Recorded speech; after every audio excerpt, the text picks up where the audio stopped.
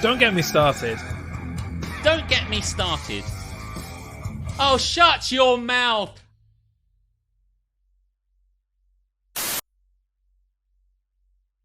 Greetings and salutations. I was looking to see where the camera was, because it's normally right in front of me, but now it's like slightly over there. We're kind of at an angle, I feel. Didn't you feel? Oh, yeah, we are at a little bit of an angle. Yeah, because of putting it there so we can both see the chat. Yeah. We're at a little bit of an angle. I'm okay with it. I'm okay. I'm more straight on. I think you're kind of a little bit on an edge, but It's okay. This is my best side, so it's all good. Cool. Well, welcome in here. Must be cold. Alex has a hoodie. It is cold. It's not super cold today, but I just couldn't be bothered to put. Yeah, I mean, my face will tell you that actually, no, it is not cold. He's just And feeling also the need to got a hoodie. coffee. I'm He being all hasn't hoodied cozy. in a while, you know. No, Not on stream anyway. I very rarely do it, but this is all new and super dry and beautiful, and I wanted to wear it. Plus, I couldn't be bothered to iron something. It doesn't matter. I said to Jeremy, He's these got pricks. 50 Bentleys in the West Indies. Doesn't matter. It doesn't matter. It's, I see the line bar. What is the number? It is number 141. Episode number 141, everybody. Welcome into this. Don't get me started. Our names came up on the stream. They told us who we are. Alex and Jez. It's good because I go through the entire week not knowing who I am. I completely forget the moment I walk out of the studio on a Tuesday. So it's nice to get the reminder every now and again. It is. And what an incredible show we're going to make up on the spot for you today. We've got something coming up later we were talking about last week, actually. Yes. So that'll be cool. Are we gonna talk about tease what that is, or you've got a box next to you? I could just bring in the box. What's in the box? What is in the box? What's in the box, man? What's in the box? Well, we'll get to that. Did you guys shut the door? You're quiet, IRL. No, we're just. I don't think so. Maybe you're going deaf. Maybe. But welcome in, everybody. I see that Invasion McMikey's here. We're good. Good to see you here. Yes, and we had a little pre-stream conversation about somebody who's obviously changed their name, but quite rudely, I will say, frankly, didn't give us the memo of who the fuck they are or used to be. That's true. So, oh bother, said Pooh. Who's that? Please announce yourself. We tried to work it out by your profile, but there's fuck all Don't there. know who you are. Other than the fact that Alex once subscribed to you, we have no information to go on. Oh, and there's some pictures of some coffee cups, like cartoon coffee cups. It rings a bell. Yeah, It does ring a bell. Who knows? Yeah, I know you were saying maybe Indecisive Elf, and I poo-pooed it. Hmm. It's Brogan! I did wonder if it was Brogan. Shit, now that rings a bell. Yeah, I remember the coffee cups now. That makes sense. And has changed colour from light blue to a more poo-like yellow. Brogan. Well, it's good that you're here, Brogan. Always good to have you here. And everybody also, I guess, a little bit. Yeah. Especially Will, obviously. Yeah. But mainly I'm pleased to see Brogan and Will. Basically, I don't play favourites. But Will and Sounds like Brogan you are do my play favourites. If we're being honest about it. I've got some news for you. I was driving home tonight and I was listening to Radio 1 around 4:45. Were either of you listening? No. No. I'm too old for Radio 1, to be quite frank. And I'm too not listening to the radio for any radio. So you have to tell us what you saw. We know I'm not your favourite. Harmstone. Yeah, well, that was never in doubt, I guess. But I'm glad you're here. Yeah. They have their own Don't Get Me... Oh, wait, hang on. I think I did hear this. What? They've ripped us off? They had their own Don't Get Me Started segment. Yeah. Where was I? Yeah, all joking aside about how I don't watch any of this stuff, I was somewhere today where they were playing something, and I don't remember where I was sitting. I went to Halfords. Maybe they were playing it in there. Radio 1 is like a Halfordsy type thing. I was sitting somewhere. I had to go somewhere. I'm trying to think... Back to the age thing. He doesn't remember what he was doing 2 hours ago. Yeah, right? I remember sitting down and it was playing on something that, playing on a TV somewhere. And I was like, oh, that's weird. They kept saying, they were like, well, don't get me started on that, they said. And I thought maybe they're just saying it because that's a phrase. It's a phrase, right? Yeah, So don't get me started on Christians or whatever. Whatever. Seems like a believing strange in thing God. to bring on the radio, but sure. Yeah. They've stolen you. Yeah. Well, listen. I think, and I'm not like. I just think the concept of being pissed off with something is an age-old one, and I think we probably... Yeah, I think probably people have been pissed off for generations. Yeah, and how they articulated it. It is very specific, isn't it? The don't get me started thing, but I'd love to think that they took it from us, but I think they just... I don't know. But I don't know where I was. Wherever I'd gone, I had several errands to do, and I kept going into places which had TVs, and I thought, oh, someone's talking about Don't Get Me Started, but I thought they were just talking about it not from a segment point of view, but from a kind of like, don't get me started on that. I don't know. Wouldn't it be great if you two were on Radio 1? It would be amazing. Yeah, other than we'd have to play shit music. I'd be fine with it. I wouldn't. I wouldn't play any music. I'd sell out to go on Radio 1. I'd just talk for an hour. Alex for Pope. Yeah. Go and get me started on Christians. We were... we've been watching... And maybe this goes somewhat into This Is Happening. But myself and Aletha have been watching Married at First Sight, and which no doubt will delight the Harmstones of the audience. But yeah, I see him tweet about it every, whatever Leicester was, Monday night. And I'm like, yeah, those sure are words without context and a maths hashtag at the end. Essentially what happened was we had finished... We watch a lot of this sort of TV and get annoyed about it / delight in it, and it's so funny. And we basically finished watching The Ultimatum 2, and then we were like, where were we with The Ultimatum 1? Love is Blind. Yeah, there's a new Love is Blind that I need to watch. Right, so then we went, we better watch 5, and then we went back, and we realised we hadn't watched season 4, and then we went back and realised there were 3 end of season 3 they extra add bits them on. where Alexa had a party and Cole was going to turn up and be drunk and shit, and so we were like, we better watch that. And when I was talking to my boss Kirsty at work, she was like, have you watched Married at First Sight? And I said, I watched a bit of the Australian one, but we stopped watching it, not for any other reason then, we just never went back to it, so there must be something about it. She said, oh, you've got to watch the latest season of Married at First Sight UK. And she said it on a couple of different days. And I was talking to my friend Emma, and she mentioned she was watching it. So that was enough. And my boss just went, watch it. And I was like, oh. Okay, I will use company time, as you have requested, to watch Married at First Sight. No problem. We watched it, and Aletha can't stop watching it. I'm cringed out almost every other segment, because it jumps between couples. And some couples in this, and if you don't know this concept, and I'm sure you do, the concept is that they have a load of single guys and girls, and the experts, will pair them up. And the first time they'll meet is on their wedding day, and then they get married there and then they go on a honeymoon. And what could possibly go wrong? And some of them are cool about it, some of them aren't. And you run the gamut of kind of different people from, oh my god, you're the greatest person I've ever met, this is amazing, to who the fuck are you, basically. And then they have more chats, and the best man says a speech, and it's always inflammatory, and the best friends or the sister gets involved, and then they go off on a honeymoon, and their true colours come out, or they just have a wonderful time. So you kind of have all this stuff, but sometimes it can get super cringe, and at that point I have to stand up and walk out. I can't sit still. But yeah, I probably will watch it at some point, but I have not. What season is the UK one on now? This one I think is 8.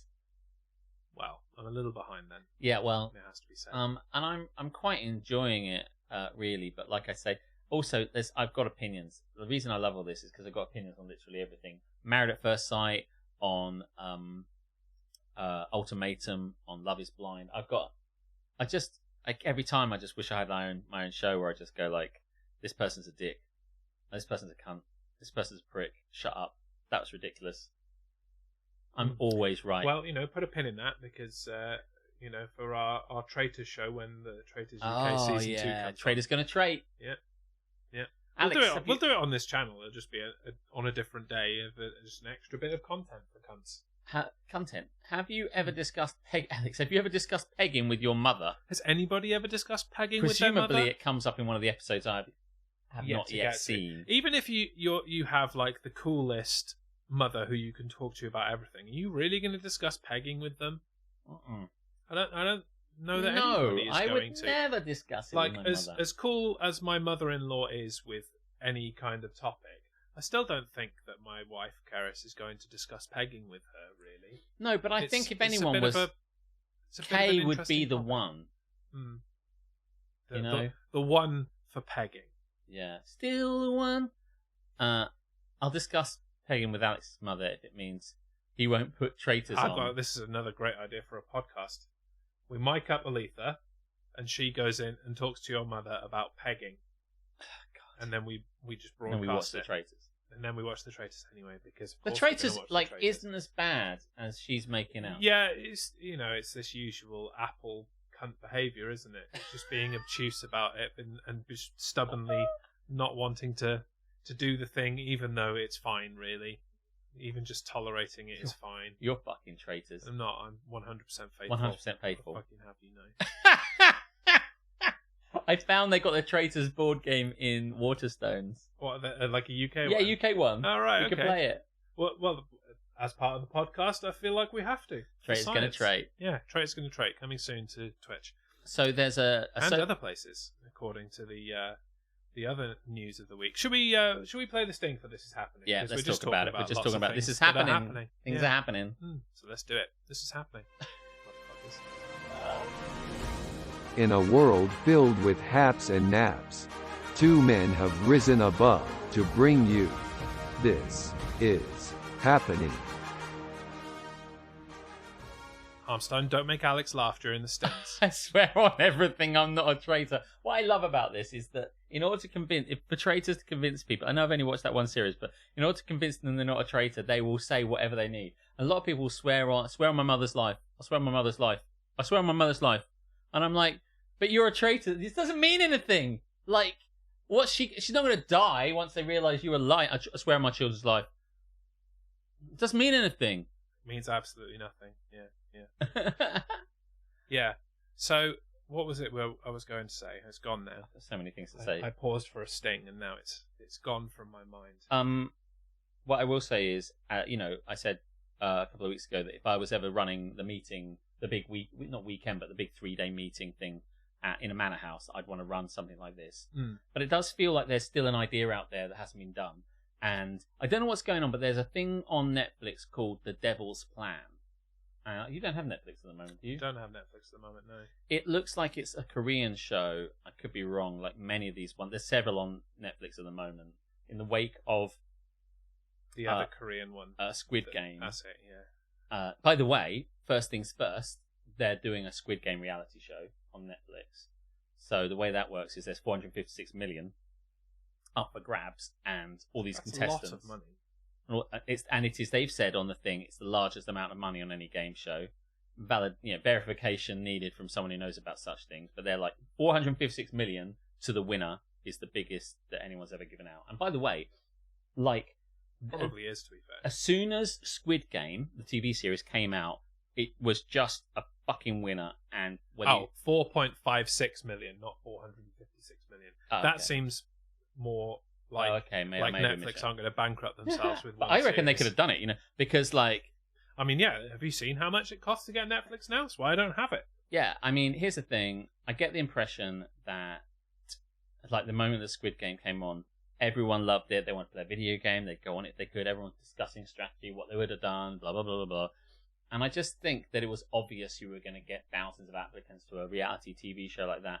And I was watching the trailer, and they're all doing the same things from the show, and a few more. If I was running that, I'd throw in all these kind of things that make you think you're just going to repeat the show, and then I'd just turn you 90 degrees in a different direction, and completely, you wouldn't be able to prepare for it. But it does look pretty good. But there's one called The Devil's Plan. I don't know what it is about, but it feels like a bunch of people in a house, and this guy wearing a creepy mask, and they have to I don't know what they have to do, because it's all, the clips of it are all like quick cuts of like, I'd never betray you. I'll do what needs to be done. Don't cross me. And like all these kind of nothingy phrases to build up that kind of jump cut kind of stuff. I don't know what it's really about, but it strikes me. I haven't even seen the actual Squid Game on Netflix. Oh, no, it's good. I haven't got to it. It is good. But, and I'll get to what's being said in the chat, but like effectively, it looks like it's a kind of, you've got to ally with people in the Devil's Plan to complete tasks. So it feels a bit like I was saying the other day, like a bit like the Mole, where you're trying to complete tasks and you're trying to keep together and you don't know who to trust and all that sort of stuff. But there's a lot of it about now. There's a huge appetite for it. The Devil's Plan is a new version of The Genius, which is an iconic Korean game show. UK version on ITV next year. Yeah. Squid Game The Challenge has had a bad production. Has it? Because it looks good. I think he said a bad production, as in it's been run by sheep. Is that what you're saying?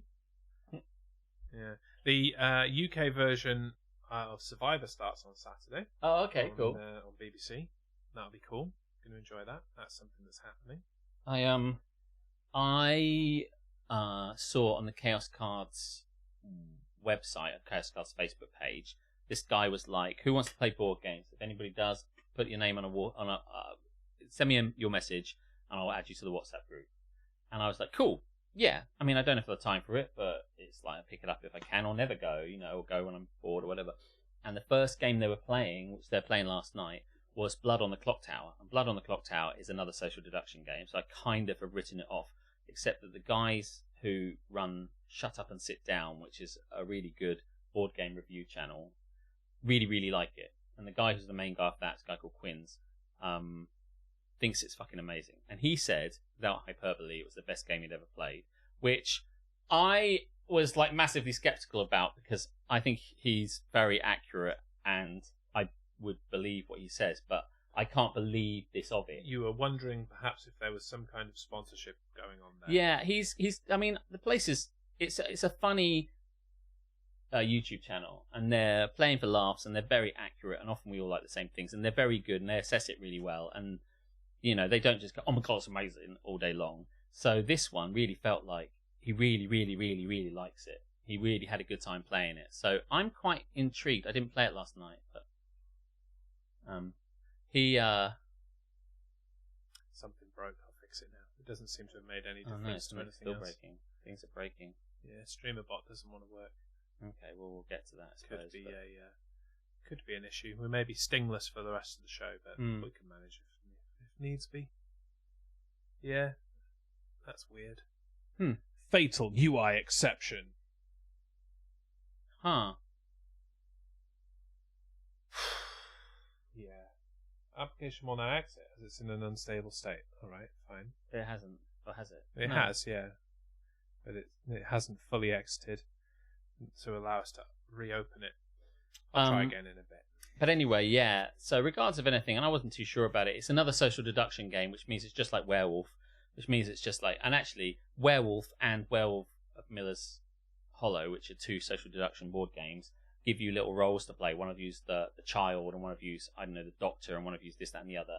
And you get woken up at various times in the night to do your cool power. And the big thing about Blood on the Clock Tower was that, like, you get all your cool powers. And I'm like, I don't get it. I don't get how this is different. But apparently, he said, for whatever reason, the problem with this sort of thing is the only way I'm going to find out how it is different is to play it. And that may be the trap. Yeah. But the thing is, they regularly run it at Chaos Cards, which I have to say is good because it means I can just go and play it, but bad because I need to play it with people at Chaos Cards, and the derp quotient on that might be quite high. Yeah. And so you'd end up playing it not in a lovely environment where we're all sitting on sofas and j'accuse and all this stuff, but in kind of like next to somebody else playing Yu-Gi-Oh! And shouting about some shit. And I'm like, this isn't the environment I really want to play in. Especially if you've got like 30 people playing at once. It's a big old game and you can get loads of people in it. But apparently, it's really slick and it gets away from the shouty, well, no, I'm fucking this, no, I'm fucking that. The aggro argy-bargy, which you get from the other ones, social deduction games, apparently is not in this. And it's much more about friendships and making alliances and kind of talking and getting to know. And there's much more social in the social deduction. And for that reason, they think it's really good. Plus, the other thing is, once you're out, you're not really out. You're a ghost, which, by the way, is something you encounter in Among Us. Mm-hmm. But in this, you can still talk and debate and say, I don't believe, this, that, and the other, basically. You don't know who's killed you, so you can still theorize as a ghost. And everyone votes every round, and the ghosts have one ghost vote at any time. So, like, as a result, there's this kind of spectral chorus of dissent that still play. So even if you get out the first time, you're still kind of in your original alliances. You just don't have the ability to do the cool shit you used to do. I'm kind of curious. The other thing I'm interested about is the fact that the game has a really big... there's one person running it, and they are like the games master, and they have a lot of responsibility and to like orchestrate a really interesting game. So I was like, actually, this sounds like something maybe I should give a go. But the game is £100, which I think is quite a lot for what is effectively a bunch of tokens and a big box. So I don't know. Anyway, yeah, I don't quite know. I'll go on to that, but suffice to say, I'm quite interested. So I think what I want to do is run a game of Blood on the Clock Tower, but with like 15 of my mates, as it were, as opposed to... That's like, a lot of people to play a game at the same time. You could play it with less. You could play with 8, I think, or something like that, which is still a lot. But like, I'd rather like go all in and go, who wants to play this sort of thing? But I don't own it, and I don't have that many close friends really. So I don't know. Also, I didn't want to go last night to play it because it was an advanced version of the game. I haven't learned the basic version, so I didn't go. But also, I just thought I'll end up being the demon, and I won't know what I'm doing, and I'll say something stupid against all these people who've been playing all the time, and I'll just out myself straight away. And it's I think. And they say this in the video for it, it gets very confusing and very kind of, you're never too sure who's what and what you do. I mean, we've watched The Traitors. No one knows what the fuck they're talking about. But anyway, shall we see what other haps and that? If you have a hap or a nap, you can put it in the chat. I forgot that these guys, get involved. With your channel points, you can, haps are good things and naps are bad things. And we'll talk about our haps and naps in a moment. Nap from Aletha.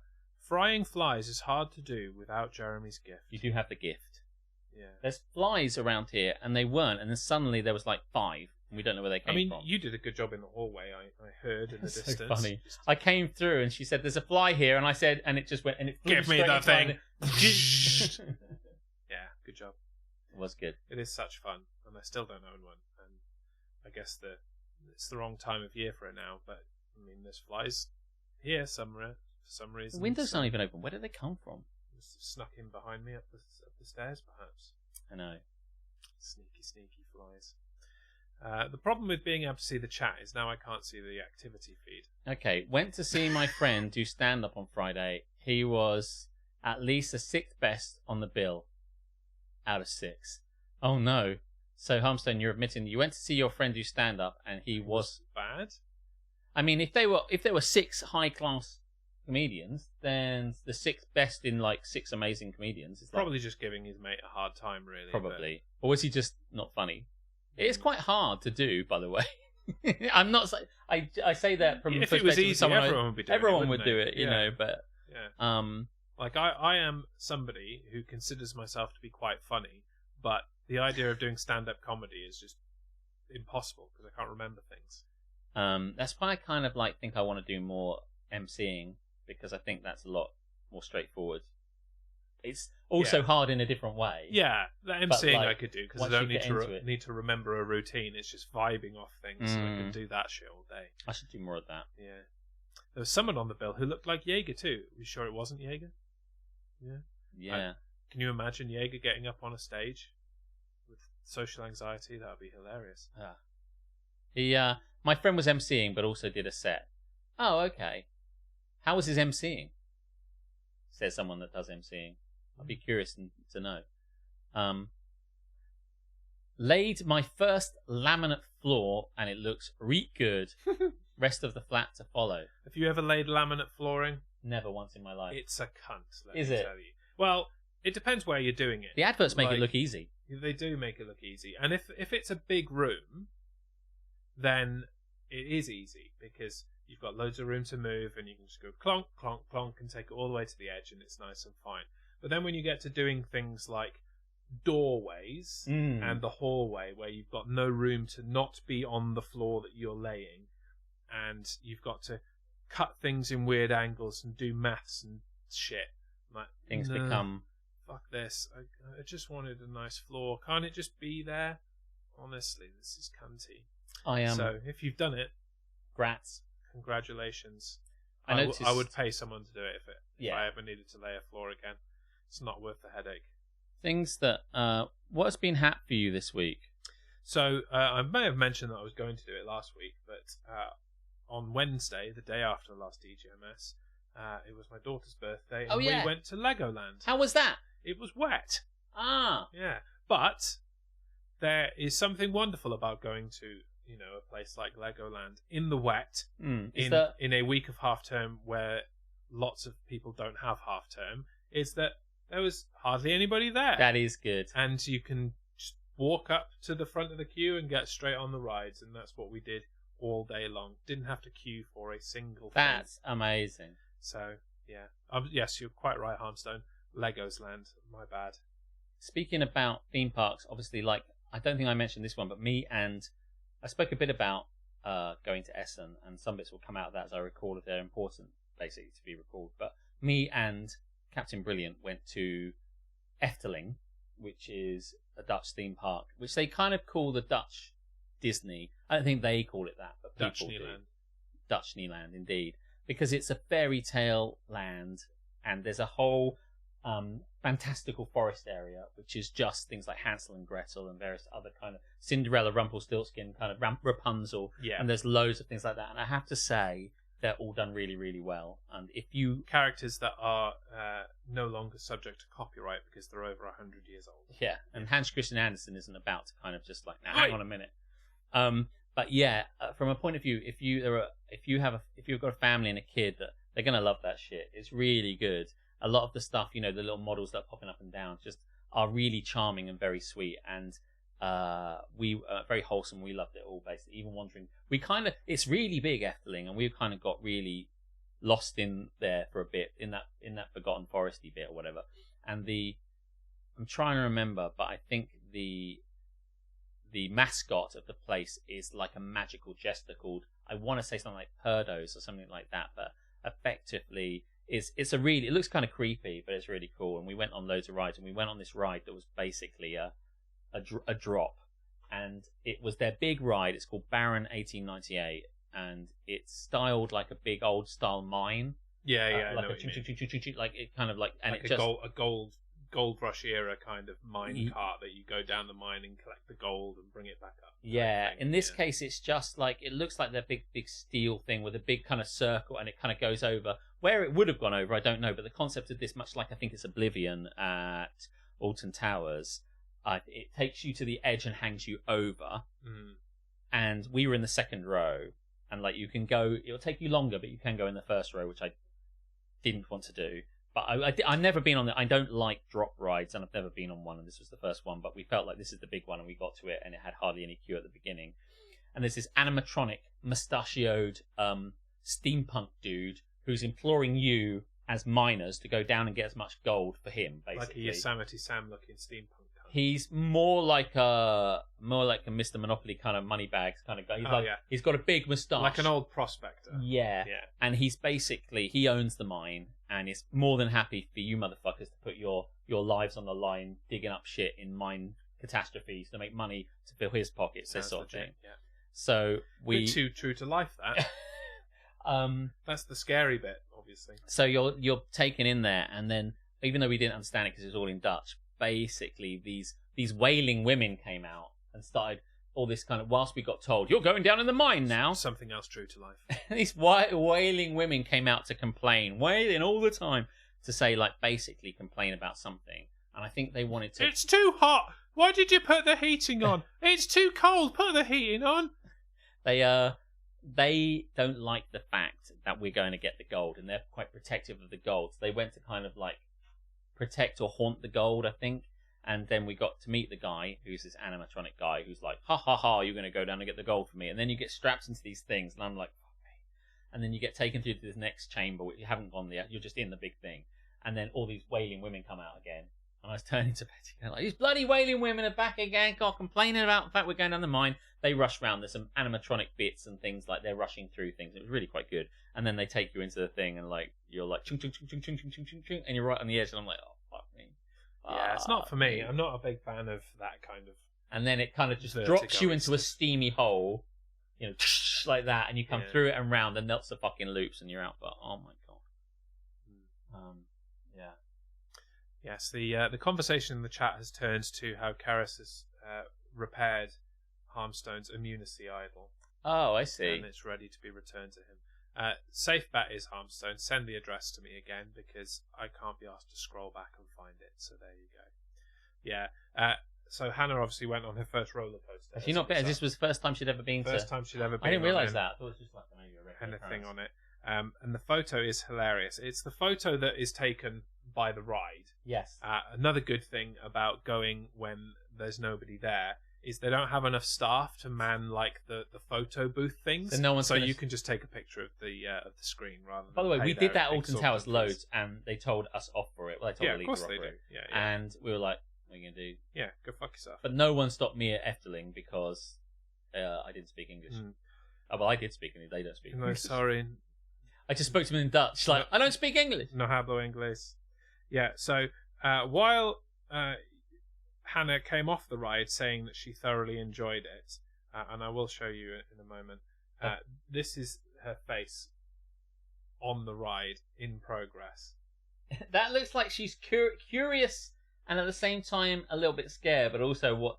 And how roller coastery is that roller coaster for kids? It's got some zing, or it does throw you about a bit, and there is like a fairly sudden drop, but it's it would definitely be tame for everyone else. Let's see if I can get this. Yeah, there's me and my daughter. My first roller coaster. There they are together. Jeremy having a wonderful time there. Does that look like the face of somebody that enjoyed it? Your face is epic as Yeah, well, that's because I knew where the camera was, and I was like, "Coming up to the camera, Hannah. Look at the camera and smile." Oh, I want to see if I can. And I was doing that, and she was like, "No, no smile, only death." Let me see if I can find my one that I took of me, and I think she did enjoy it and wanted to go on it. We had to go completely across the park at the end of the day so that she could go on it again. Yeah. Lol, that's adorable. I can't believe Jez went on a roller coaster. Yes, a carefully chosen roller coaster. Yeah. I'm trying to work out what this one is, but this was the only... I said that I could take loads of photos from the booth. There were loads of people there and I didn't do it. But one where there wasn't. That is a good one. And the random child behind you looking like they're going to die. Yeah, this was me and Captain Britain. I'm trying to work out which one this was. I think it was the village, but I'll show you this one. Mm. It does look like you're just having a conversation. There you go. It's like an episode of Cocktails and Bullshit where you're just having a conversation and laughing. Like, yeah, and then I said this, no! And then you dropped. This was, I think it's called The Village or something like that, and it's got this very Viking-y feeling to all these wooden-y bits and stuff like that, and like dragons and stuff. I should say, in all the other ones, there was a moment where I was like, oh, like that, and that's where they get you. Mm-hmm. This moment, I'm like, oh shit, this is gonna be... I was like, oh! And like every time I looked at it, I was like, but that one was sheer enjoyment. And I'm trying to remember exactly what happens, but basically, and I can't remember the name of it in Dutch, but essentially, it's one of their favorite ones, and it's kind of like a roller coaster that goes into a log flume. And the way it works is, like I said, it's very woodeny. Wooden framed building that you go into, and there's this feeling that there's something down there where you're going through all these wooden barrels and stuff and wooden beams, and it's all kind of cozy, and there are flickering lights and stuff like that.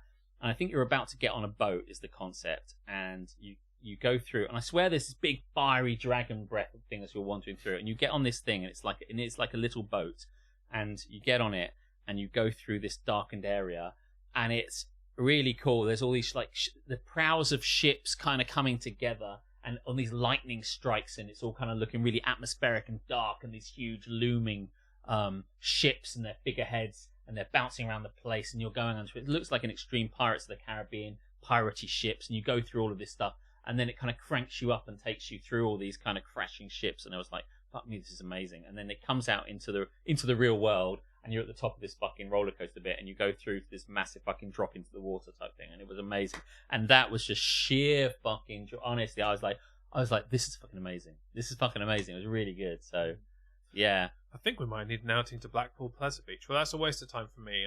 I'll be sat at the bottom eating croque monsieur or whatever you can do at Blackpool Pleasure Beach. I would love to do like DGMS outings to almost everything, but it would be good to go to some of these things. I used to hate roller coasters, and now I'm kind of into trying as many as I. It's not even that I hate roller coasters. It like the being on them doesn't like concern me or anything like that. It's just I suffer from vertigo and I end up just feeling sick. So what's the point? It's just a waste of time for me because I'll just ruin my day. When we went to Phantasialand near Cologne, like there was a water ride, and we went past it, and the thing comes out. This like it's often an Aztec kind of zone kind of concept, and there was one at Efteling as well. But there was this bit where it comes out, and we're walking to another ride, and I'm trying not to call him his real name. Me, Captain Brilliant. I don't really drink. Me, Captain Brilliant, and Owen, and we're coming past it, and it just comes out of this spout of the water and just goes like that in a real drop. And like Owen was like, "Fuck that!" But we went on it, of course, and that was a really good water ride, and it kept like taking you in different directions and shoving you under stuff. And then we went on the circular, like big tire kind of style thing, the big kind of like circular water ride where you just ride in the rapids along. And it says you will get. I've said this before. You will get soaked. This was 2 years ago, Essen. And we're like, will I though? Will I really get soaked? And I did, and it was, oh my god, it was so wet. But yeah, the wettest ride in Western Europe is at BPB. BPB Harbour. I don't know. Blackpool Pleasure Beach. Is it? Well, I tell you what, this one I don't know what that one's like, but the one at Phantasialand was so, and they put you in a lift. I might have said this before, but they put the whole thing in a lift, and you got to the next level, and you're at just the top of a fucking slide. And I look back down, and I'm like, oh, well, I'm getting wet then, aren't I? And because it just comes down and hits it, and all the water just goes for warmth like that, and you're like, yep. And it was incredible. The only big water rides like that I've ever been on is at Drayton Manor. Oh yeah, okay, yeah. Up north. I think it's up north. Is that up north? Yeah. I've not been to it, but I think I know the one you mean. Yeah. But yes, yeah. So Legoland. Cool. That was hat. Yeah. Yeah. Any other hats from you? I have to say that we had what I was calling Dunkfest 2023. Of course, because he had been abandoned by his wife. Yes. So Duncan, the singer, had been abandoned by Mrs. the singer, who was going to, I think, Malta, but she was going somewhere hot where they'd gone earlier in the year, and she was rerunning the fun and going with her mum. So leaving Duncan on his own all week, and it culminated in a weekend, as you'd expect. And from Friday, Saturday, Sunday, myself and Aletha went around and played board games around there. So we went there on the Friday night. We had loads of like wine and crisps and sweets and junk, and we got round there, chat. We went round to a local pub round in River, which was really nice, a really cosy kind of pub, and had some food, and that was nice, and wine. And we came back and we played a game, and it was a fun but crazy annoying game, which now I will never play again, but we quite enjoyed, called Sopio. And it was fun and silly until I wasn't winning anymore, and then it was shit. As is tradition with all games, yeah. Tradition. And then we went to bed, and then the next day we got up and we had McDonald's breakfast. Beautiful. And then Matt Moat came over and we played Frosthaven all day until it got to about 10:30, and then we just all went home. I didn't stay over. Then we came back in the morning and watched Strictly. It's getting worse, but carry on. But you've got to appreciate it from my point of view. That's better for me. Yeah, well, I know you weren't I'm sure there. it would be better to just play the board games. And then we played. Well, we like Strictly. You have to appreciate it. It's a good thing. I think you'd like it. Still want you to watch it. Yeah, I know you do. Yeah, I did watch a little bit of that results show on one of my many televisions when you were around for the football. They were like, "Can we watch the results show?" I'm like, "You can have the small TV up there." We only need to. Actually, we haven't watched the results show for this week with no sound, but they've got subtitles. Don't need it. Just need to see who goes out. We knew, but like, yeah. And then we played Terraforming Mars, which is another. It's quite a well-known, larger kind of heavier. That's good because you fucking love Mars. Oh, tell me about it. I was just like, why do we need to terraform Mars? And by the way, the guy who made this game has littered it with facts about Marsy shit. Yeah, with like, if you wanted to terraform Mars, this guy must have done a degree in what's like to terraform planets. His kind of stuff is is so factually, scientifically correct, as far as we know. You know, you could have been making that shit up, but it's styled as many of these things are as like absolute facts. Like you'd need to get to this temperature, the water would need to be there, and it was an accurate look at what the surface of that planet with all the various bits and what they're called scientifically. You know, right? So this guy's gone crazy, and yeah, this guy is so hard for Mars. He really was. He's so into it, and what I will say about there are other planets, guy. I mean, tell it to everyone everywhere, but yeah, I don't understand the obsession. But suffice to say, he made this game, and the concept is you're terraforming it, and you're a corporation trying to score points by doing this, and it's a classic Euro game of resources and pulling different levers to make things work, basically, as it were. Being like, right, well, I'll make this engine work, and I'll make more money that way, and I'll make my electricity work that way, and I'm trying to adjust everything. And it was then the Martians turn up. Chances of anything coming from Mars. No, and the Martians don't turn up at any point, unfortunately, but not that sort of game. I almost listened to War of the Worlds last weekend. Yeah, as you know, I really like Jeff Wayne's War of the Worlds. Yes, you do. And I was just in the mood for it, and then I got distracted and didn't. Full story, bro. I tell you something now that you won't be able to. When we went to see the Doctor Who experience, I keep meaning to tell Duncan this, but we went to see Doctor Who. He changes colour. It's like a Philips thing. You can press a button and he's just suddenly green. You know, any colour you want, like the back of my TV. Yeah. We went to the Doctor Who immersive experience. The plot of which was, this was ages ago, by the way. You can't go anymore, and this is why I'm kind of talking about it. Yes, Brogan. So you might as well have spoilers now because you can't go and do it yourself anymore. You can't do it. But basically, the concept is you're in Unit HQ, and you're taken through this thing. And there's TV reports everywhere, scrolling, and oh my god, it's all BBC kind of news reporting on what's happening, which is the Daleks are fucking attacking. And then suddenly the doors will open, all these Daleks roll in, which was pretty fucking atmospheric. And then they're like, you've got to go back in time, which I dig, and to solve this shit. So you're plunged into this thing, and it's this big open worldy bit where you're kind of like, you go and you meet Shakespeare, and you meet Queen Elizabeth, you meet various different people, and it's this hub of different kind of concepts. Just playing the Doctor Who hits. Yeah, absolutely. Unit, Daleks, back in time to meet Shakespeare. Yeah, it was really good. Cybermen?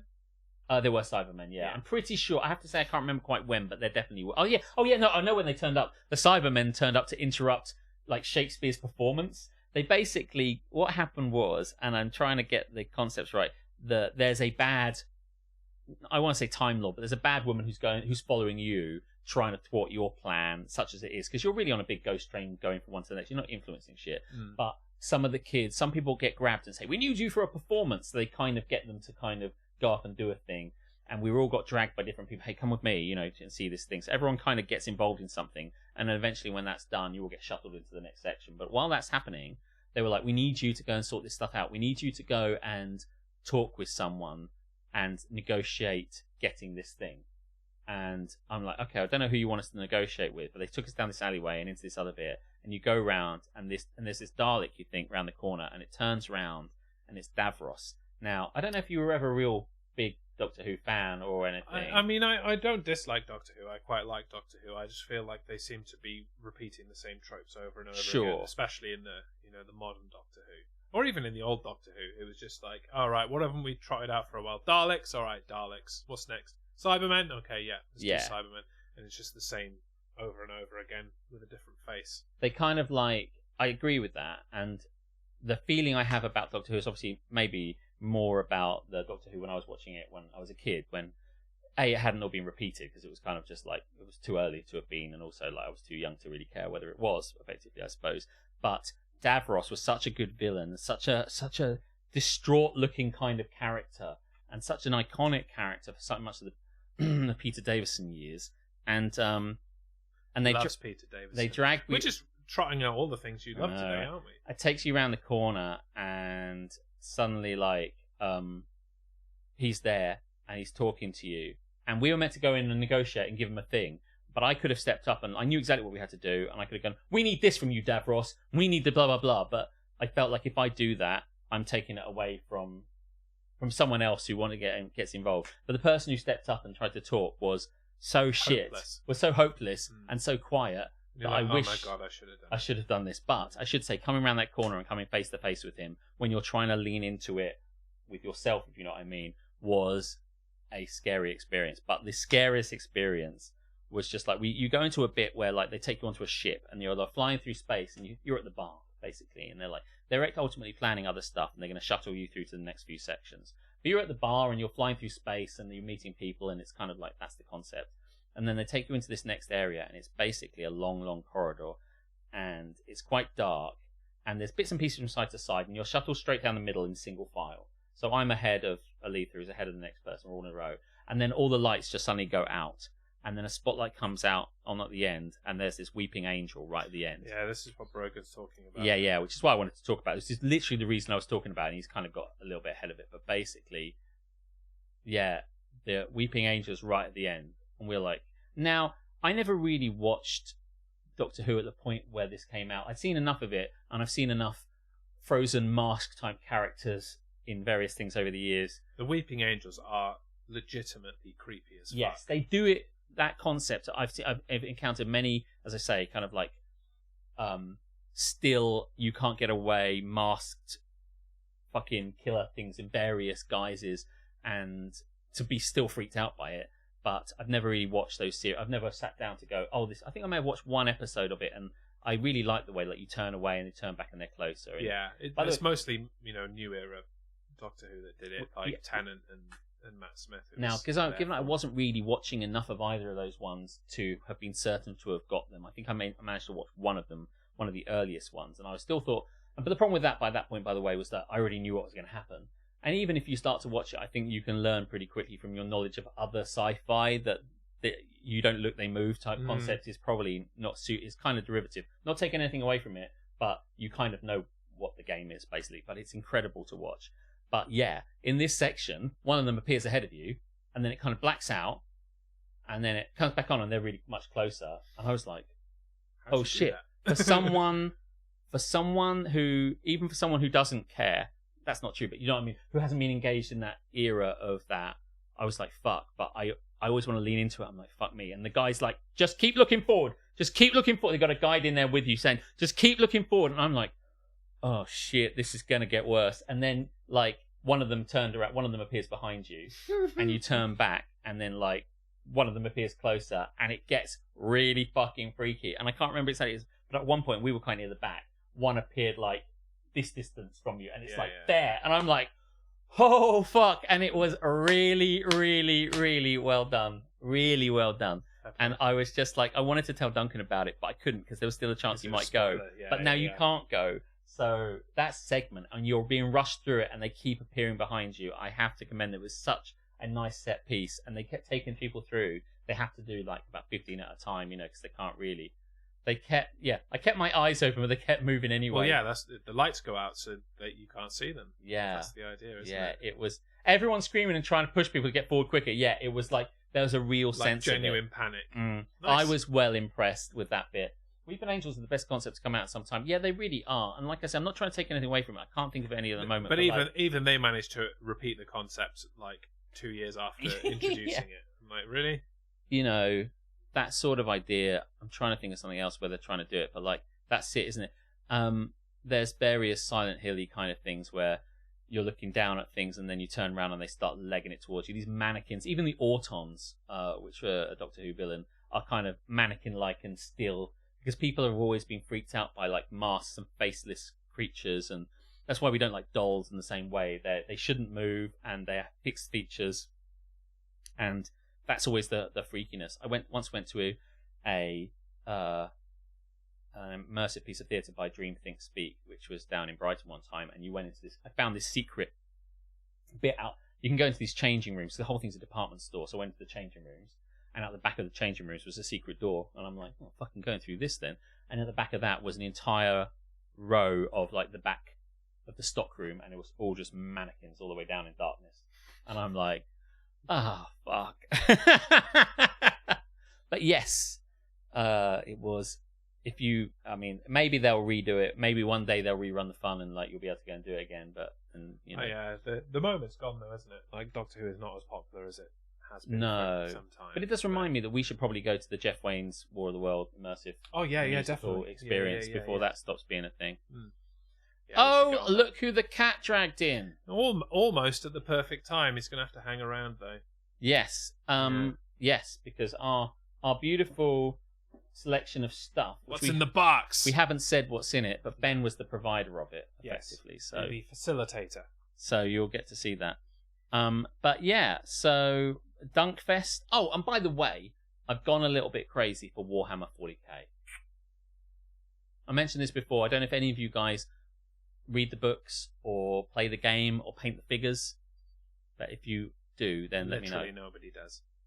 I don't know. I think I might be the only one, but I am like in the entire world, not just in our audience. Hey, space. listen. Like literally, nobody does this. It's only you. Spoilers. It's Brad Pitt's wife said. That's what I was thinking. Yeah. I think with like a 350 million like turnover, I think it's not just me. It might just be me buying one. I don't know. I mean, I've seen what you spend on a coffee machine. It probably is still you. That's true.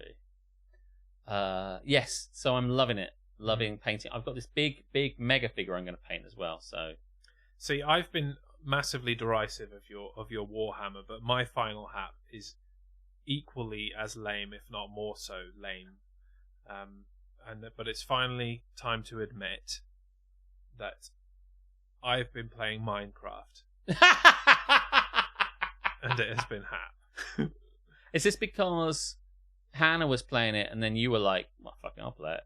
It was because Hannah was playing it, and she was like, "I'd really love to play with you on Minecraft, Dad." I'm like, "Okay, sure, maybe one day we could do that." Yeah. So yeah, and then eventually, I did go on Minecraft, but then she has kind of got bored of it, and now it's just me. Now it's just you left with the remnants, the legacy. Yeah. Now you're thinking with tunnels. I have made a tunnel. Now you're thinking with tunnels. That sounds like a quote from something, but I have dug several tunnels, and I'm not sure how familiar you are with Minecraft. I'm not. I mean, I've seen it, and you build things. You build things, and the concept is at night, like the monsters come out and fucking kill you.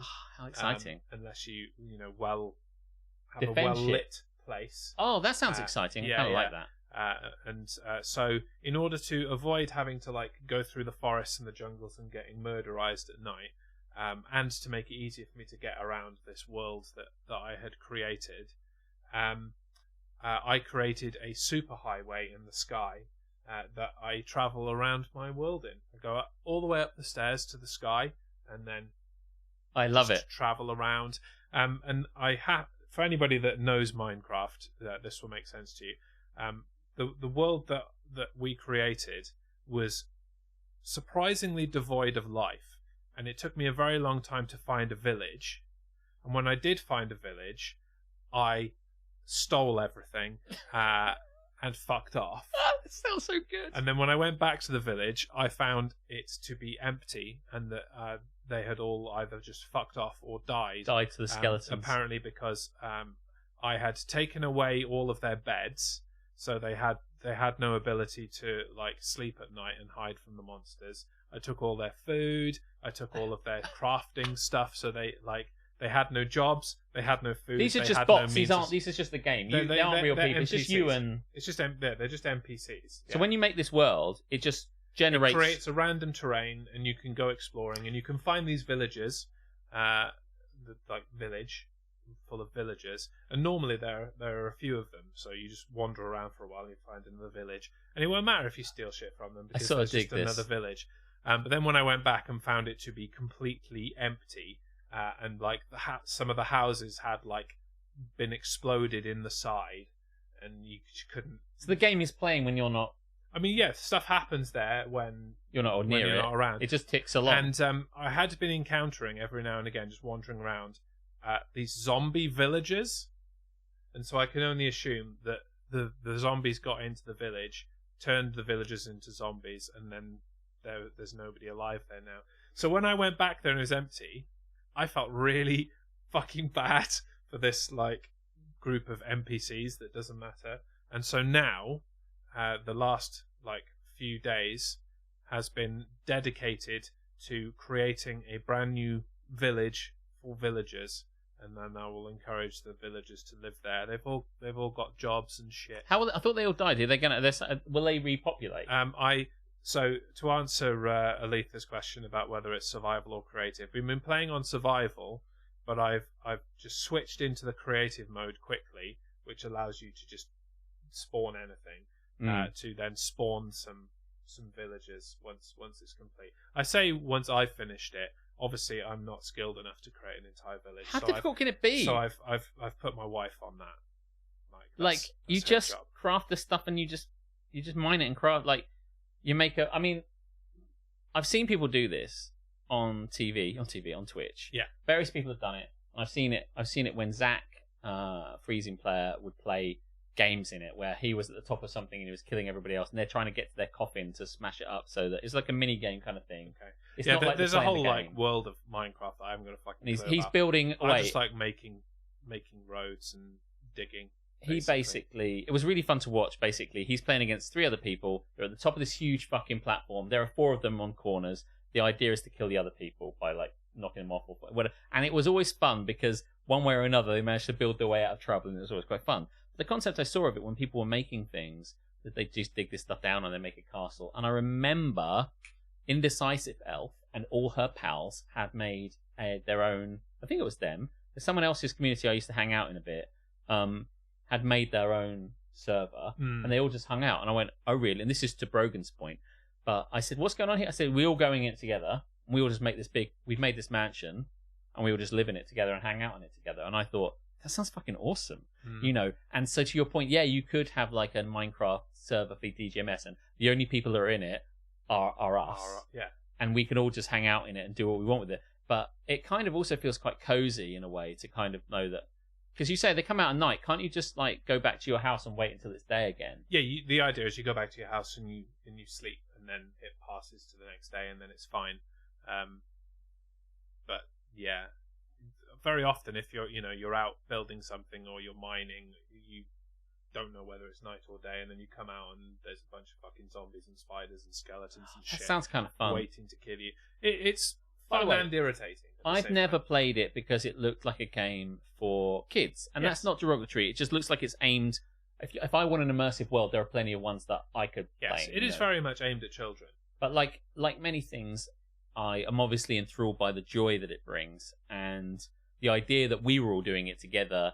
And when you tell that story about, I'm like, what is it? Didn't you say the other day? I think it's something else where like Hannah burnt your shit down or something like that, or was that someone else I was talking about where someone was like learning how to do stuff and then it was Matt. It was Matt Moat. He was playing it with Izzy, and they were like doing stuff, and then she burnt his shit to the ground, so now all his stuff's on fire. I'll see if I can find out what he said. It can't be that far back, but yeah, essentially. The next step was Jez encouraging the villagers to swim and then removing the ladder from the pool. Classic. Yeah. Incidentally, I did try and play The Sims about a month ago as well. It didn't really do it for me. Yeah. No, one of my first experiences on Minecraft was digging a tunnel and then all of a sudden removing a block and there just being fucking lava behind it. I'm like, oh my god, what the fuck am I supposed to... There's lava, what the fuck am I supposed to do? And die was the answer. I love it. So Matt Moat says, Izzy has been watching quite a lot of Minecraft videos lately, so I got Minecraft. Today was the 4th time we've tried to play it. We've been having a house building competition. Izzy built a tiny one-room house out of purple concrete. I built a sprawling house with birch flooring, red brick walls, 2 bathrooms, a kitchen, a library, a drawing room, and a laundry room. I was about to start making a dining room when Izzy discovered how to pour lava on my house. I'm now the owner of a very large fire and some walls.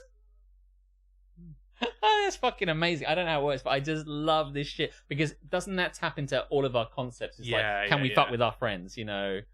An anonymous gifter gave Brogan a tier 1 sub. Thank you, anonymous gifter. Thank you very much. And that's why you never dig directly down. I wasn't digging down. I was literally on like the top level, and I was digging forwards. You seem to know a lot about this, Aletha. I think maybe we talked about the fact that you played it, but I mean, I think Aletha. I always feel like Aletha has a generally good knowledge of like most video games anyway. Mainly because she watches 1,000 YouTube videos a day. But that's not actually true. But to Dr. Fruitbat's point, I think he says it's a thankless task when it's on your own, but if you're with your friends, it's hilarious. And maybe we should have a mind. I mean, it's one more thing that I haven't got time to do because I'm painting little figures. To Brogan's point, that he is interested in 40k but doesn't have the time, space, or whatever. But it, Yeah, that's it. I mean, I really don't have the time for it either. And thank you for the gift sub to Absolute Bedlam. It's another very kind one, anonymous gift. Ben seems to be unhappy that you're playing Minecraft and saying that his son grew out of it. I think, did I catch that? Like, I don't think that Ben is like on board with your Minecraft playing, but I mean, I'm not really on board with my Minecraft playing. I love that you're playing it. It's taking up so much of my time, and I don't Just have any wander time. around the world mining things, collecting crafting materials, and then building walls and shit. Yeah. That sounds kind of fun. Learning how to do shit as I go, but yeah. I'm starting a realm. We'll private message with invites. If nobody fancies it, I'm vibing alone. I think a DGMS server is a great idea. Do it. I don't know how to play it, but I'll give it a go.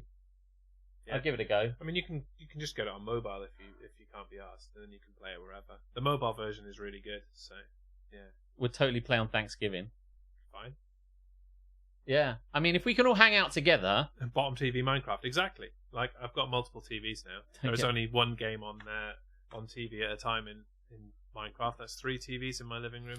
Brogan, make it so. Yeah. I think if this. So am I right in saying you can just invite us and we can all go on it and jump around and make a little? Does that mean I will appear there and I know that if we're all on it, you're there somewhere? It doesn't mean I'll spawn next to you. Only if we are playing at that moment. But like, say we're all playing, we've all said we're going to go there, and I go, and you're all playing. Will I appear near you? I could be anywhere on that world. You will appear at like 000 coordinates, basically. Okay. In your start, and then when you have a place, a bed, when you sleep, you set that as your respawn point. I'd love to play this. So you can just like go fuck off into the mountains. I mean, if it's a DGMS server, yeah, there's no reason we can't. Have a little cheeky DGMS Minecraft stream sometime. Yeah. Get into it. Yeah. Why not? This sounds fun. Fun. I like, but it's the same reason I would love to play these games with all of you anyway, like World of Warcraft. I'd love to have having a little guild where we all play World of War. If there was something we all jam together, I would love to do that sort of shit together. Maybe we should definitely do more of that. I know we talk about kind of like we were talking about Umbot Fest or whatever like that, or something. It just means I have to put more. I have to put more time and effort into kind of finding a thing that connects us all together.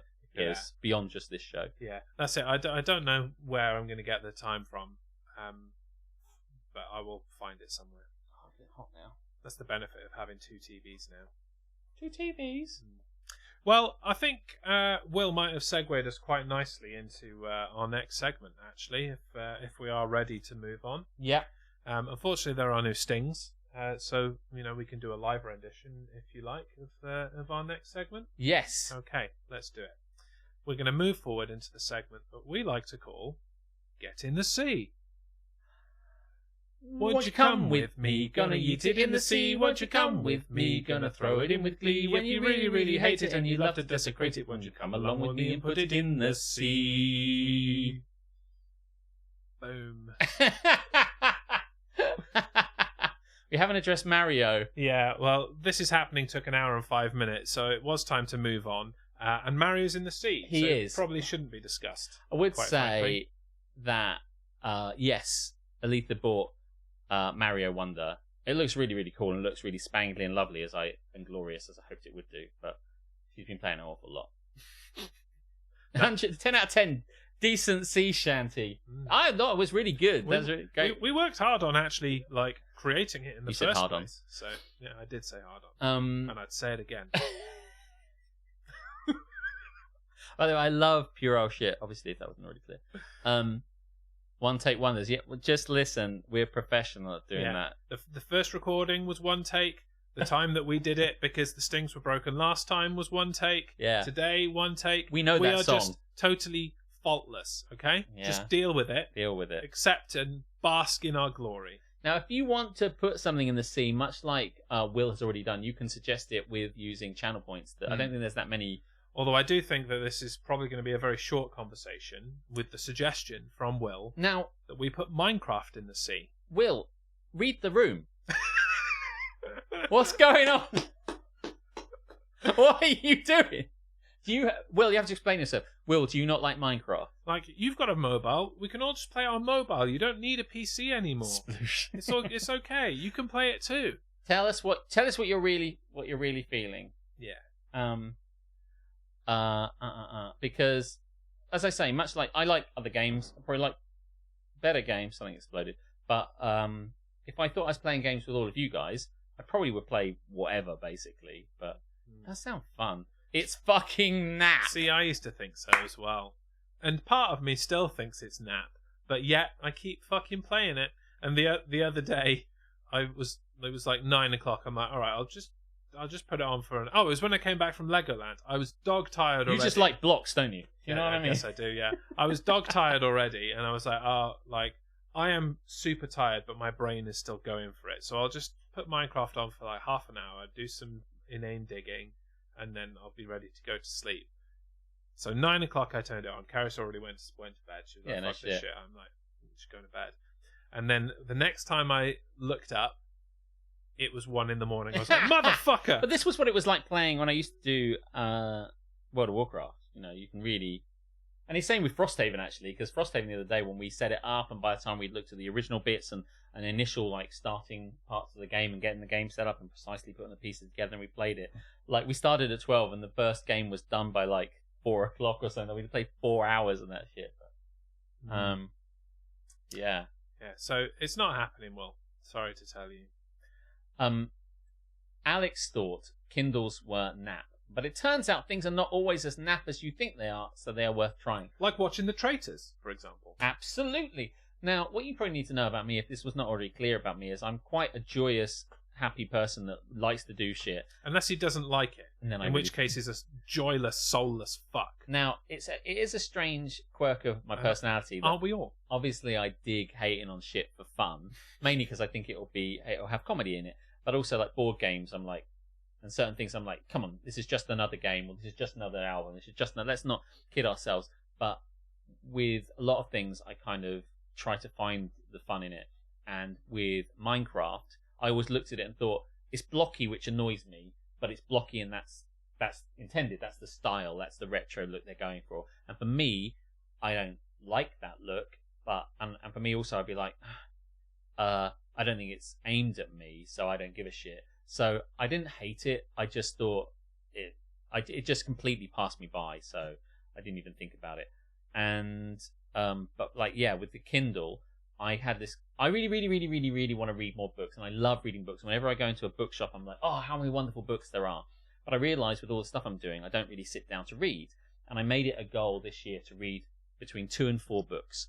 Because I read a goal setting thing that said it's good to set goals in ranges because that way. I was doing so well, and now the fucking day planner's come out. Day planner. But like, it wasn't even that. That's just like a productivity thing I was listening to. But essentially, if you say I will get to, I will hit 73 kilograms in weight, and you don't hit that, you fail. But if you say between like 73 and 76, something like that, and put a range of an idea in many of your goals, then you're more likely to go for something, and you're more likely to be happy when you've kind of achieved into that zone rather than going, if you don't get this precise little bit, then go fuck yourself. So I tried to do that with books and said I want to read between 2 and 4 books, over the year. And I bought this, and I thought I really want to just have physical books. Zig ah. I really want to read. I'll get to that, Ben. I'm reading what you said. I really want to read some more physical books. And I bought this beautiful looking book. It looks really nice. It's a fancy book. It's a classic fantasy book called The Name of the Wind. And I really wanted to read it. And I started reading it. It was good, but it was also a little bit dense. And for whatever reason, I put it down and I haven't picked it up since. And then I wanted to read this Warhammer book. And I couldn't find it anywhere except on Kindle. And so I was going to read it on my phone. But what I noticed on my phone is it's quite difficult to use the app on my phone. And it's just not a good experience. So Alita lent me her Kindle. And I was like, I like reading real books. And I love the Kindle. I think the Kindle is really lightweight and it's really cool and it's answering a lot of my problems. Yeah. And now I'm reading. I like the old school Kindle. None of the new ones, like the Fire. It's just, you just basically holding a tablet and there's too much weight to be holding. I just want a paperwhite. I just want a kind of classic looking kind of like little slim, not huge. And you can kind of adapt the lighting. I want it. So yeah, it's true. He's already ordered one and it comes tomorrow. I might get one for Christmas. Well, actually, I'm going to wait until I get to Black Friday. Yes, or yes, and that's going to be where it happens. Yeah. Can I just slide up a little bit to make sure that because I feel like, yeah.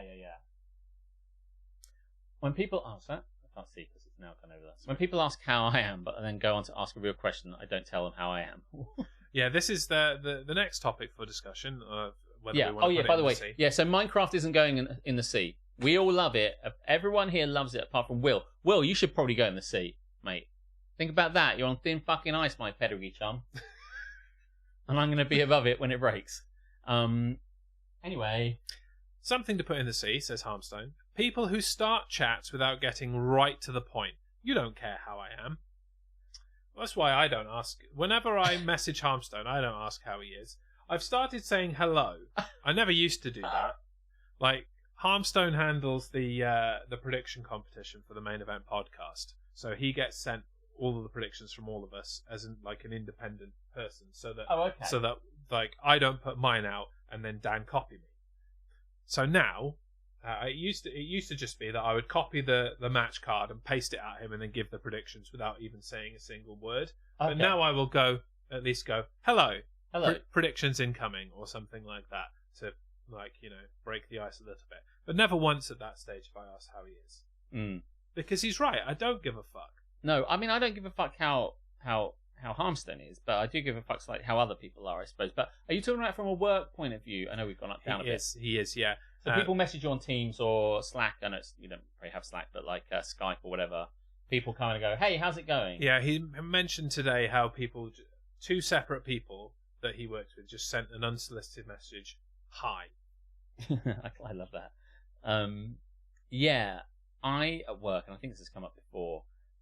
I feel it's quite dry going in to just get to the point. Nobody in that likes sense. it when it's dry going in. I don't. What I do tend to say is, quick question, : do you know how many units you'll want of this product going forward from January? And that's getting to the point. Right? That is getting to the quick point. question, but I might say, hi Matt, quick question.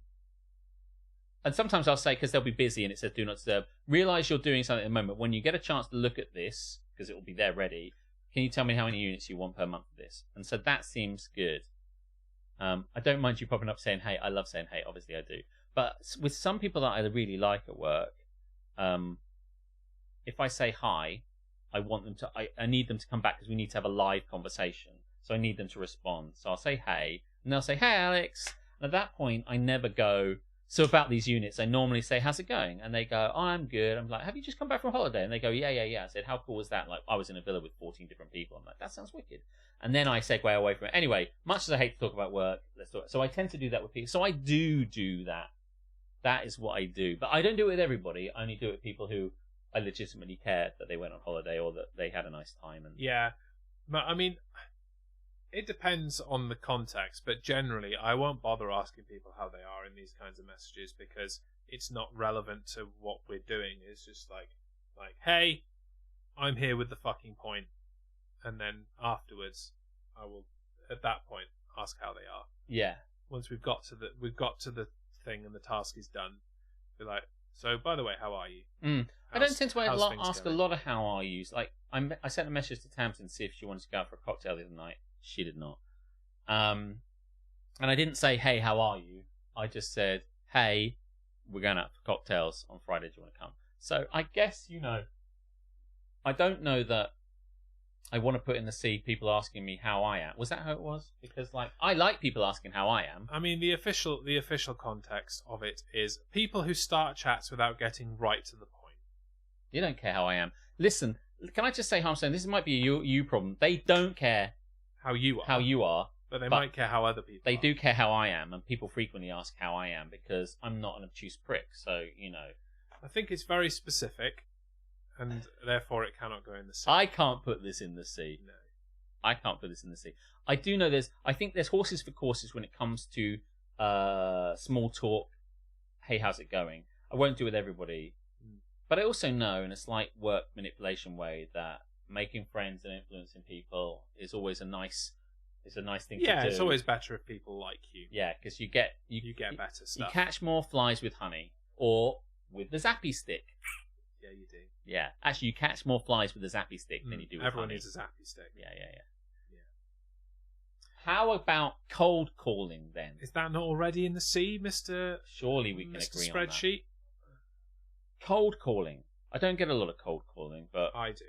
people call up and you answer the phone and they go, "Hi, I'd just like to sell you some bullshit." That's sort of cool.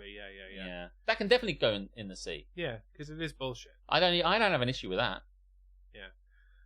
Yeah, although I did validate a cold caller by getting broadband from them on my doorstep a month or so ago. I guess that's the thing. They do these things because you do it enough and it's going to get enough people. Yeah. They wouldn't do it if it didn't work. I have worked in cold calling, but it was business to business cold calling. Right. And it was still soulless bullshit. And I hate it. It actually put me off speaking on the telephone. I do not like speaking on the telephone anymore. I've started asking people how they are on the front of messages in case they want to be asked. Some people really want a bit of politeness on the front. If they ignore it, then I don't notice because I don't care. It's interesting, really, because I kind of thought... I know we've moved on, we'll come back a bit, but just reading the chat, but I feel like... It triggers some people, though, when you ask how they are. You Some people really don't want to be asked how they are, and if you say, "How are you?"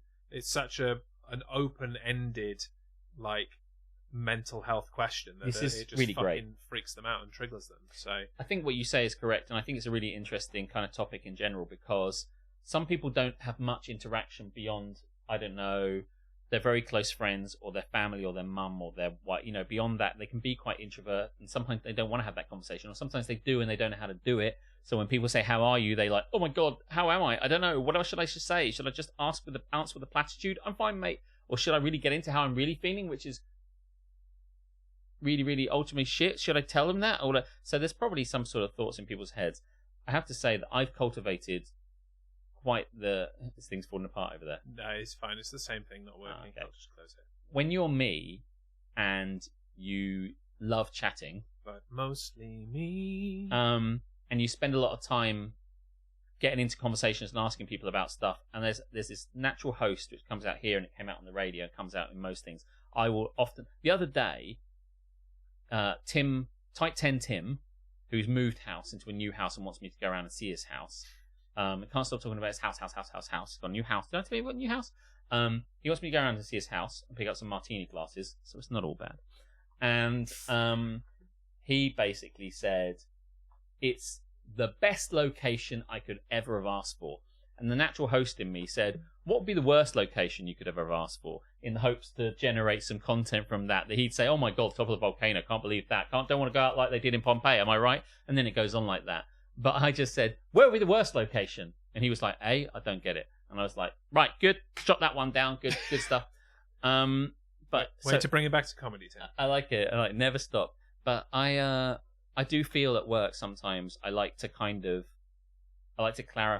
and I like to dig in a little bit and go, where did you go on holiday? "Oh yeah, no, I've never been there. What was it like?" Even little things, because I just like to generate that extra little bit of kind of stuff, and I feel like some people really appreciate that sort of level of, this isn't just small talk. I'm not, because there's this guy at work, whenever I say, "How you doing, man?" he goes, "Oh, no, can't complain, living the dream," and I'm just like, there's just nothing, man. You're giving me nothing. And if that's what you want to say, then I probably won't bother, basically. But if he just said, "Oh my god, yeah, I went to see Oppenheimer and it was fucking shit," and I'd be like, now we've got something. Now we've all got something we can do. But if you just say "living the dream" at me, then there's really nothing you can do with that. Yeah, but other than perhaps going, "I am sensing some sarcasm in your response there. Yeah. Are you indeed living the Are you dream? living the dream? Or What is kind there of dream something you a bit talk- shit? Yeah. Tell me about it. Open Get up. into Come on. it. Let's go. A villa with 14 people sounds terrific. Yeah, my friend Lynn at work, she went away with all it was somebody's birthday. I can't remember which birthday they said it was, but it was a milestone birthday, and they all went away together, and they said they had a really great time. So I was like, okay, cool. But it means, Sounds like the start of the plot for an Am I the Arsehole? what I'll say now, and this is how to win friends and influence people kind of stuff. Might be classed as manipulative kind of bullshit, but remembering things about what people have done and remembering their names as well is all really important stuff for how to win friends and influence people, and notable things. And this sounds like a really stupid thing to say, but I was at LARP this past season, and I went to go and buy a sausage from the guy who sells the big fucking bratwurst stuff. And I was at the second event. I was on my own, and I had catered for myself, but I couldn't be bothered to wash up my stuff. So I went to buy a sausage because they were really big and I wanted to try it. So I went, one of these things I'm just going to go. And I chatted to the guy and his wife, and I was like, how's it going? What are you up to? And they're like, oh, yeah, good. I said, I saw you here doing this stuff. I said, apropos of nothing. He said, I really wanted to try it. He said, yeah, we don't do it all the time. We just try and do this. It pays for our holidays. And I said, where do you go? And they say, we love to go snorkeling and diving and blah, blah, blah. We love diving. I've got this amazing diving watch. And he started talking to me about diving, and he really got into his hobby about it. And he was saying they're going to like somewhere off the coast of Italy, and they're diving down to see all the mosaics. You can go down to this Roman underwater bit. And you can see the mosaics. And that sounds like an actual reason to snorkel. It sounds like absolute bullshit otherwise. And I said, we've all got these watches. And then she said, oh, apart from my watch, I've got this Tiffany's watch, and it broke. And I had to send it back to Tiffany's to get it fixed. And it's been 18 months, and they still haven't fixed it. And I got back onto that. I mean, that's what you get for buying specialist equipment from fucking Tiffany's, you dolt. So, but aside from any of that and how you feel about that, I was at renewal, and I can't remember, I was hanging around at the end of renewal, and I wanted to get something. I went over and get something, and I spoke to the guy, and I got another sausage there, and I said, how you doing? I really want a sausage. They were good sausages. And I said, how you doing? I said, he said, oh yeah, good. I said, how's your wife? Did she ever get her Tiffany watch fixed? And he was like, she did. They sent it back. No, she couldn't get it fixed. They couldn't fix it. They sent it back. She had to go and get it somewhere else, and they fixed it in a month, and it was amazing. But now it's broken again. And I was like, sounds like she's having the worst luck. And he said, I don't know how you remembered that detail. And for him, and I said, what about that watch from Tiffany's? I said, I think it might be broken. Definitely broken. But the point I guess I'm trying to make was it wasn't actually very difficult for me to remember very key facts about this, because it was so clear. It's so clearly defined, right? Tiffany's watch, broken, snorkeling. These things are, it's not like, and I just happened to go back, and you could not have that conversation. You go, one sausage, please, mate, and you walk away, and it goes nowhere. But if you start these things... I'll take that. Check, please. But if you want, you can have these little things, and it just gives you that little extra level of detail and chat and conversation and interaction, which I think kind of lifts things from being just bog standard bullshit just a bit level. And you never know. And then, by the way, he said, it was so stupid. I was chatting and I said, oh, I'll just get a can of Coke, a can of Pepsi. And he said, oh, just £1 then, mate, or something like that. Now, I don't know what it was. Just £1? Or whatever, right? We're at a fucking laugh. Yeah, I don't know where we are. But, like, whatever it is, that'll be just a blah, blah, blah, which implied that it was... A bargain. A bargain. That I had Tiffany watched my way into a sweet Pepsi Max deal. Those Tiffany watches don't pay for themselves. No. It's a fucking £1 a can, mate. It was 50p to everyone. That's how they fixed it. Now, that'll be £500 and 50p. I'm like, am I paying for a Tiffany watch? Anyway, I guess, you know what I'm trying to say. I think it's good to kind of dig into people's likes and stuff like that and try and remember facts about them. When I introduce people, I try to introduce them with things like that, the reason I know them or something they know or something that might connect them.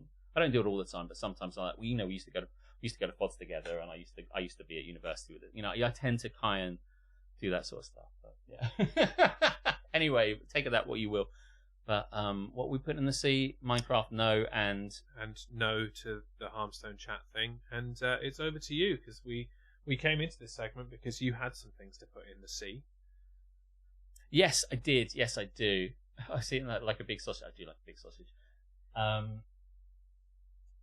Yeah, long-term memory is a very, very powerful tool. It is, and I think that I can't remember it was, but like I said, like forgetting people's name. Yeah, remembering people's names is statesmanship. Forgetting people's names is oblivion, which is a good politician kind of style thing. If you're remembering people's names, and I really try to remember people's names on my stream. I have to not see someone for a long time to remember their name, because my short-term memory is shit. But my long-term memory is incredible. When we were doing the stream and when I was doing the Thursday night stuff, I really tried to remember. And you were very good at people's names. Like when Bart, who's business potential Bart, trying to remember these people's names was like, because it's so important for people to kind of get that feeling like you haven't forgotten them, and they might not have come for a while. So, but yes, so there you go. Cold calling can go in the sea. Yeah, we can put that in the sea. We don't have a sploosh. It doesn't work though, so. Sploosh.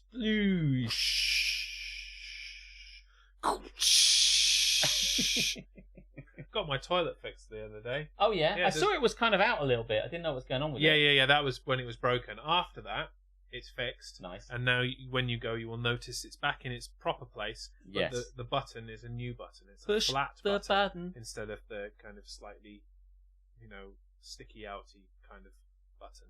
But it works now. It doesn't leak. Well, on the floor, Duncan's which is toilet doesn't work now, so I wonder if it's a bit like that episode of the Twilight Zone good. where Yeah, nobody can have all the toilets working in one. one has time. to, when one breaks, when one gets fixed, Another one breaks. another one breaks. Yeah, sorry about that, Dunk. Don't think I've ever called him Dunk, and I don't think I ever will. He doesn't like it. I don't blame him. We went to the Fox, this little cozy little pub the other night on Friday, and I said, Oi, Dunk! I said, what can I get for you, Dunky Doo? And he said, you can not call me that ever again. And I was like, so if you want to call Dunky Doo, He'll love it. be my guest. Just why not send him a message now? Yeah, why not? All right, Dunky Doo. Dunky Doo. How's your Tuesday night going? See if you can make it rhyme. How's your Tuesday night? Do that. However you want to do it, but call him Dunky Doo. He digs it. He Dunky digs it. Something I meant to say, I want to put in the C. I don't like chinos.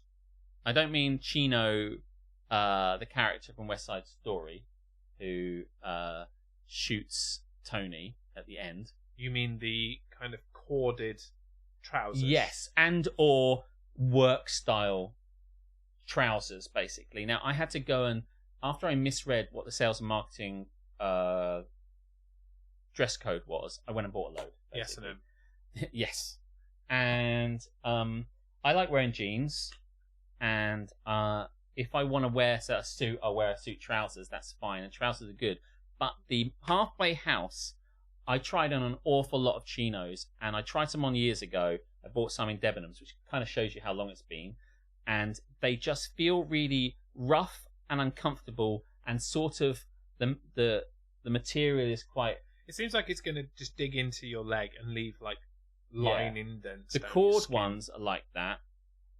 I'm pretty sure we all know what the S&M dress code is. Yeah. Do you know Matt Moat once went to an S&M party? This sock seems to be disintegrating.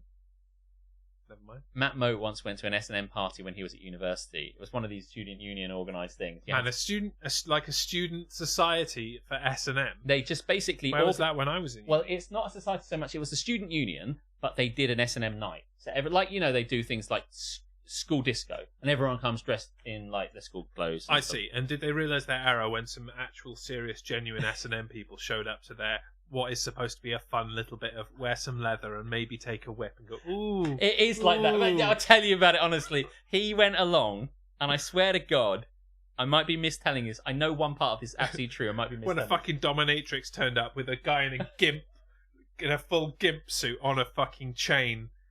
She just whips him to the floor and beats the shit out of him in front of everyone, and he asks for more. He went dressed as a nun in a gas mask.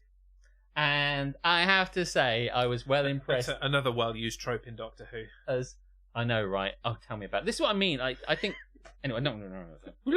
Anyway, he went dressed as a nun in a gas mask, and he was trying to get involved. It's one of the first year things that he did when he was down at Exeter, and I'm sure he won't mind telling you the story. Also, he's not here to stop me, so he gets fun. Yeah. But it is quite fun. But yeah, so everyone, when you're at university, they kind of go, this is that kind of night, this is what we're doing. Everyone kind of leans into it and has a good time, and it's all super cheap, so everyone's having a good time drinking. And he went, and they had a rack, like a torture rack, that they were chaining people to. I thought you meant they brought the entire country. They brought the entire of Iraq over. Yeah. Oh, it was very sandy. Yeah. No, so they had a rack, and you got tied to it, people took pictures, blah, blah, blah, all that sort of good stuff. And then someone took it too seriously. Well, no, it wasn't. Yeah, they whipped him. They were whipping him. And their idea, much like you were just saying, someone will bring along a whip and do stuff. So he was tied to the rack and whipped in a playful manner. But he was given a safe word for if it got a bit too much. Was it? Ow! Whatever the safe word might have been, amusingly, as you guys might have worked out, he was wearing a gas mask, so he could not articulate the safe word. They never stopped. What was that? think he's pretending to be a seal. It's just Whatever gets you off. the safe word was gnocchi, and he didn't know how to pronounce it, so he's like gnocchi. No, that's not gnocchi. Gnocchi. How do you fucking? Gnocchi! Yeah. Gnocchi! Gnocchi. Not saying it properly. Gnocchi. What a great skit that would be. But yes, he had a safe word, but could not say it because the gas mask prevented him. So there you go. The safe word was harder. Don't stop! Don't stop till you get enough. But fuck, I forgot what I was talking about. Just that shit. I always get onto something other. But anyway, yeah. Blah blah. Donkey Doo. Call him Donkey Doo. I think we were on there at some point. Chinos. Blue jeans and chinos, Pepsi and Oreos. Yeah, chinos.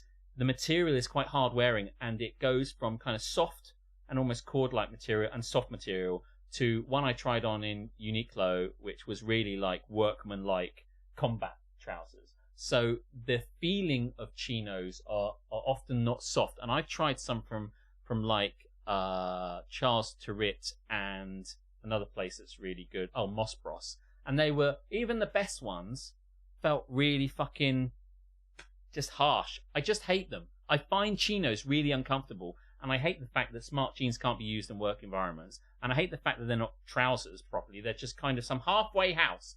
And I said the other day, I said the other day that I hate polo shirts, and that they're the bastard love child of a t-shirt and a shirt, and just pick one of the other two, and I feel the same way about chinos. I think chinos are just really uncomfortable, and I think the world has convinced office people that we must wear these uncomfortable things. I just think they're fucking shit. I'm not sure you're going to get much argument. I don't think there's anybody out there who is a massive fan of chinos that's going to leap to their defense. No, and even if they did, they can go fuck themselves. I've worn nice suits, and I've worn the trousers. Whenever I slide the trousers on, I'm like, these feel nice, these are good. Whenever I put on chinos, they just feel like rough around the edges, and I've never once. I went to like about 8 different shops the other day when I was looking for chinos, and every single one I tried on, I was always had this feeling of, yeah, I guess, and yeah, I guess is never the fashion choice. No. Chi yes or chi no. So I want to put chinos in the sea really quickly, and then get on to the next thing I want to put on the sea, so that we can get on to the next section. Okay. So And can we make a splooshy sound effect? sploosh? Let me zip up this thing. I'm feeling like I want to see all red in front of me. Whoop. Right. The other thing I want to put in the sea, Cinos. John Chino. When you see the models wearing the chinos, they look incredible. But when you see, they? I mean, in magazines and shit, Do they? do they? But Do when they you wear though? them, it's a bit like when, you know that theme when they play the Titanic music and it all just goes badly wrong. I don't know if you've heard the bit. It's like, and it's all kind of like badly kind of out. That's how I feel wearing them. The other thing I want to put in the sea is glasses, as in drinking glasses, like tumblers like you are drinking from, Yes. being used for coffee. Now, people like to put coffee in glasses. Hot drinks as well, like tea. Yeah. Yeah. I don't know if this is on the basis of the video that's doing the rounds, one of the viral videos. It isn't, but carry on. I've seen many of them over the years. Somebody who has made a cup of tea in one of those like glass, tall core glass with a handle glasses, Mm-hmm. and it is just fucking exploded. Because Of course. surprisingly, it's not designed for that. No. Glass is not supposed to hold hot liquids, and it will, over time, weaken and eventually explode.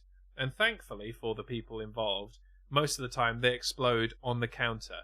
But can you imagine? You pick it up, and that the moment that you pick it up and take it away is that's the moment it fucking explodes on you. I know. Because not only will you be showering yourself in fucking broken glass, but hot scalding liquid as well. Yeah. Fuck that. So, I was I was in Lost Sheep Coffee in Canterbury, mainly because I mentioned this the other day that we'd gone in there and I thought it was shit. And mainly because I thought that it's not the greatest name even to begin with. Lost Sheep. Yeah, I mean, I get Just it when that people are it's trying to make an independent coffee shop and they're whatever their name is, there's one thing or another. But like, we'd gone past one place that looked very busy in its style, by which I mean lots of kind of bits and pieces everywhere, and it was just a bit too much. And when we went into Lost Sheep, it was like the opposite. It was like banal and basic and dull. Like someone had gone, yeah, slap that up, put some chairs in, and we're done. And I'm like, do you not want to actually decorate it? Or this is how it came, you know? Almost like there was an office there before and they gave zero shits. And I ordered a coffee and it came in a glass. Not exactly like that beautiful old-fashioned style glass, but in a tumbler that kind of tapers out from the bottom to the top. Do you know what I mean? But it was still a glass with no handle. And that fucking annoys me because you've got a hot drink. And like Keris is saying, you drink it out of a mug. Hot drinks go in mugs. And this is my point. So, like, this is the way I want it. This is why I own this, because it's beautiful and ceramic. And it's going to get shown to you. But look at that. If you're going to drink a hot drink, that's the way to do it. Oh, yeah. That's a Steep Street mug, and you can buy them there, and they're really good. And if Not that he did that. He stole it. I did. I got it out. I put it down my trousers like a cod piece. With the coffee still in it. Scalded myself, went down my leg. It was worth it, though. Yeah. So if you have a hot drink in a glass and there's no handle, you just have to pick it up and it's hot. And what the fuck are you thinking? Yeah, that's a terrible idea. It's happened in loads of places. Worse. I don't know if it's an Italian thing and that's how they do it, and so they're going, you must do it. But I've seen it everywhere and they do it, and I kind of want to. Next time I see it, I'm going to take it back to the counter and say, can I have it in a mug? In an appropriate fucking Put it in a mug. Please? What are you doing? What on earth possessed you? Now, I also don't like them, even with a handle. So you get these very tall glasses. Yeah. And I don't like that either, because it just feels like I'm drinking from a very tall kind of... And I just want a cozy looking mug that's a fucking mug. I don't want to be... I'm the fucking mug. I don't want this tall one in a glass. Even if it's got a handle, I don't want it in a glass. Hot drinks don't go in glass vessels. They go in mugs. Put them in a mug. They're cozy. It's autumn. It's lovely. Even if it isn't autumn, it's a lovely experience. Don't put them in a fucking glass, you fucking idiot. Anyway, so I see those tall glasses in Costa. Yeah. And in Cafe Gammac down the road, which is a place here, and in loads of places, you have a little kind of tiny handle and a big fucking glass, and you're like, your two fingers like this are kind of gripping it like a tiny fucking weasel. Maybe there are just too many coffee shops, and you should have a license to open a coffee shop. Because there's clearly a skill to it, and so many people are missing the fucking mark. That's it. You can just about put your middle finger in the loop. Exactly. Fuck that shit. Just sweep it onto the ground. Fuck it. Sorry, I had to save everyone from ever having to use that glass again. Can I have another glass? I was around at Duncan's, and Duncan has some. So I said, coffee shouldn't go in glasses. And he went, what, like this? And I'm like, yes. And he said, they look really cool because they're quite retro and nice. But even so, I still stand by my feeling. Do you mean like thermos mugs because they count? I didn't miss the bit at the top. But I was like, thermos mugs, like that's a thermos is a flask, right? Or yes, they are. Yeah. And I think they're talking about the ones that it's kind of glass on the outside, or I don't really know. I don't drink hot drinks. Something I think that maybe Aletha mentioned. Maybe we can go up and find it, but I don't know if she said something about another aspect. But there's something about having a lids on coffee when you take away coffees. What about plastic cups with a vacuum gap? Is what she. What is asked. a vacuum gap? So again, there are like these thermoses that have the outer thing, and then there is like a vacuum of air. Oh, and right. Another receptacle inside that helps to keep the thing warm. Yeah, because I think on the cold or outside, whatever by you want. concept, you can hold that because it's not warm because it's not touching it. That, of course, would be fine. And also, the thing about thermoses, they're there for a task of taking something away and keeping something warm when you're traveling. That's an entirely different thing. You'd never sit down and someone gives you a thermos and go, there you go, mate. It's like it's the coffee shop or house experience I'm talking about. But that notwithstanding, when you get like a takeaway coffee to go, Starbucks will give you like a little cardboardy sleeve to put around it because it's too hot, which begs the question why they don't put that around all their stuff. Anyway, I don't understand why it isn't just a more appropriate cup to begin with. And maybe when I think about it, maybe it's because they make lots of different cups and only a few of them are hot, so they give the sleeves one hot and everything else can just get the normal one. That might be the reason. But I have to say, that the lid, right? I'm always got trepidation about putting the lid on, especially when we were at Backwork when we were in Germany. Backwork's back, right? You put the lid on and you have to press it down. And my fear with plastic coffee cup lids is that I won't put enough pressure on, and so when I drink it, it'll fall down it, or I will put too much and crush it. So we're constantly, as a nation, as a people, trying to press it down so it clicks, right? But also when it doesn't, you're like, has it? Do you know what I mean? Because lids are kind of, you put the lid on and you need it to hook around the edges of it. So when you pick it up, it doesn't go anywhere, and you've got that little tiny section to drink from. But that poses its own problems because it's so tiny. The number of times I just drink nothing, and I go, because it's boiling, right? You're like, oh, okay, I got nothing. Okay, I got nothing. Okay, I got foam. And like, okay, I got a little bit. But you're like, because if you do it too much, because what happens is the water comes up, the liquid comes up to the bit, and and in order to go through it, it sloshes all of it towards you, which of course, if it wasn't there, would just pour over you. So you're trying to concentrate on getting it through it, and it's just a fucking minefield. So coffee's shit, man. I don't know why anyone drinks it. It's a piece of shit. Anyway, I don't like picking things up by a side handle. It's uneven and hard, unless I can put my whole fingers through the handle and pick up like this is good. And there's a lot to be going on with like this. This is fine. Yes. We'll come to that in a second. The vacuum keeps the cold drinks cold. It keeps cold things cold and hot things hot. So I've got a cup of coffee and a choc ice. Yeah. Not if you mix them though. Well, not so, Harmstone. It will keep them tepid forever. Dom's here. Okay, I've been playing Magic. Excellent. But I like chinos. They make me feel smart casual. Levi specifically. And at work, I have lovely double-walled glass espresso mugs, but they do have handles. I think Dom is playing the devil's advocate I here. don't like a devil's advocate. Like, nobody can possibly like all of the shit things that we've just listed. Literally all of them. I think they should make you feel smart casual, but the ones I tried were all kind of, I want to say scratchy. I can't say anything else about them. They felt really hard and not soft, and they didn't feel stylish. They felt annoying. Yeah. And I tried for ages. But maybe there's some chinos out there for me, Dom, that I just haven't found. I do have some in the other room. Stop plating and tell him to fuck off. Fuck off, Dom. That's better. Now, back to your final thing. Yes, glasses in the sea immediately. Glasses for coffee can go in the sea. Sploosh. Sploosh. These ones are slightly stretchy, which is great as I get old and fat.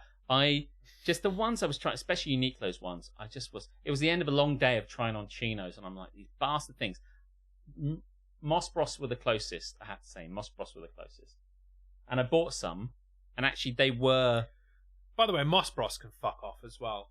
Because it's not Bros, is it? It's fucking Bros. In fairness, and it's unfair of me, they've now dropped the Bros, and now it just says Moss. But I did buy some from there, and they were the closest I've got. But it just maybe the problem I have here is this requirement to have something that's slightly uncomfortable, forced into slightly uncomfortable places, especially at a work where I'm never public facing and no one ever has to see me.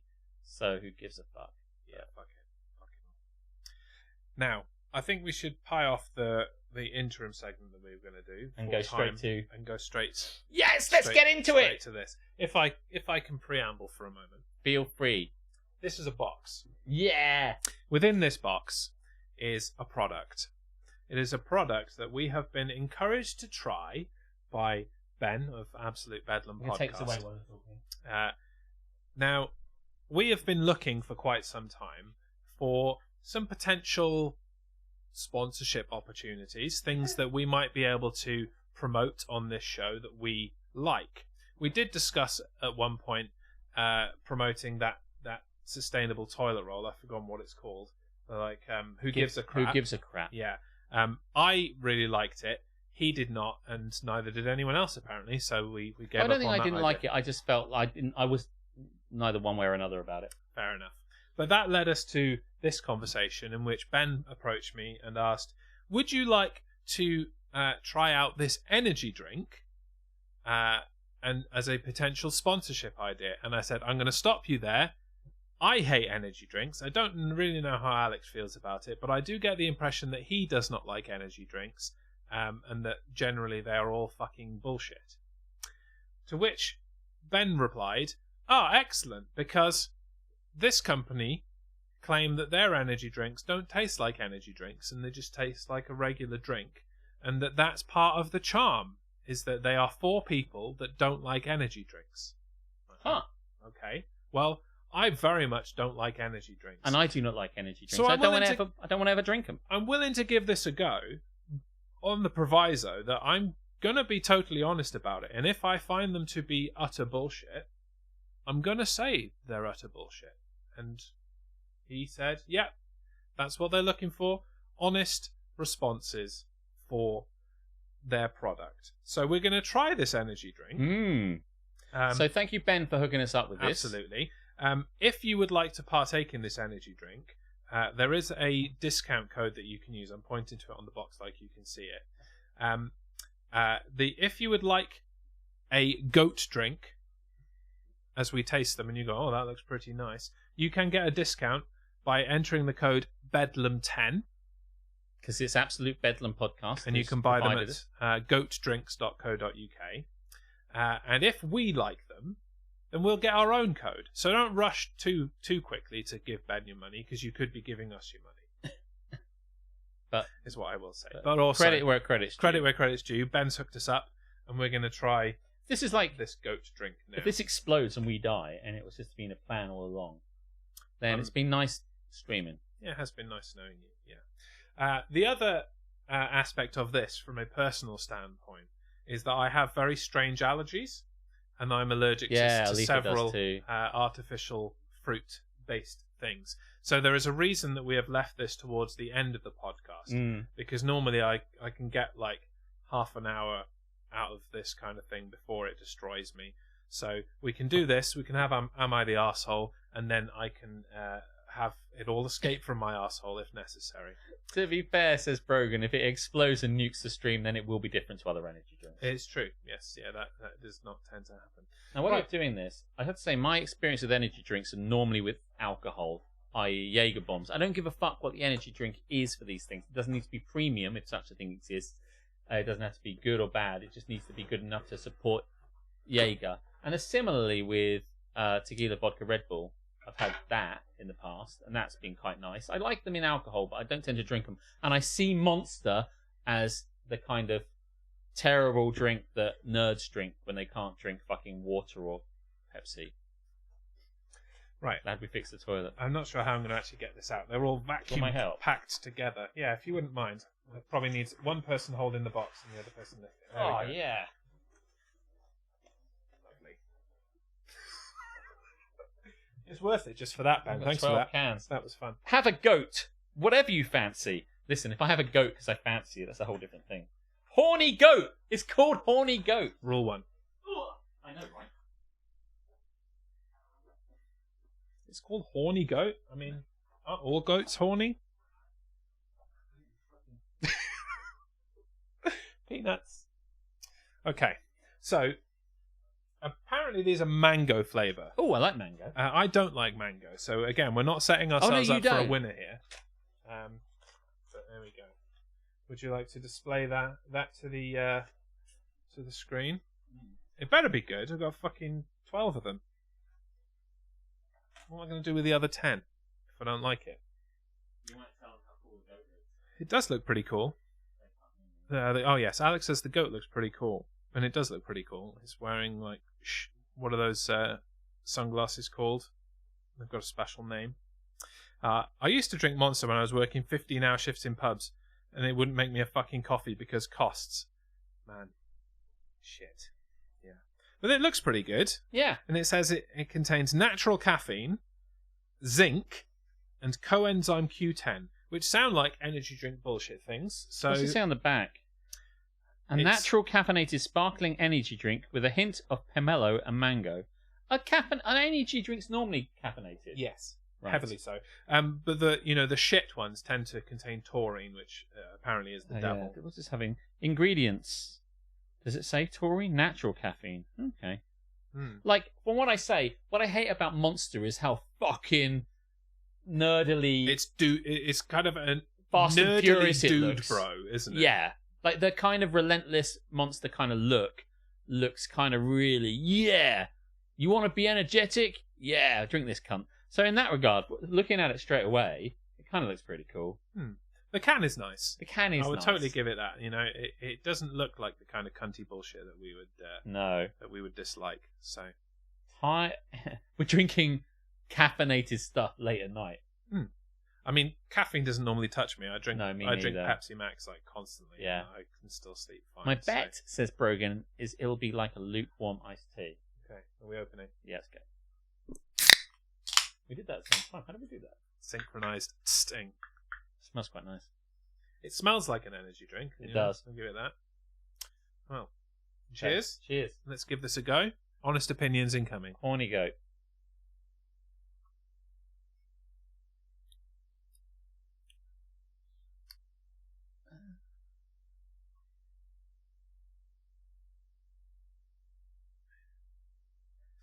Can I say, Yes. it doesn't really taste of anything. I was about to say, it doesn't really taste of anything.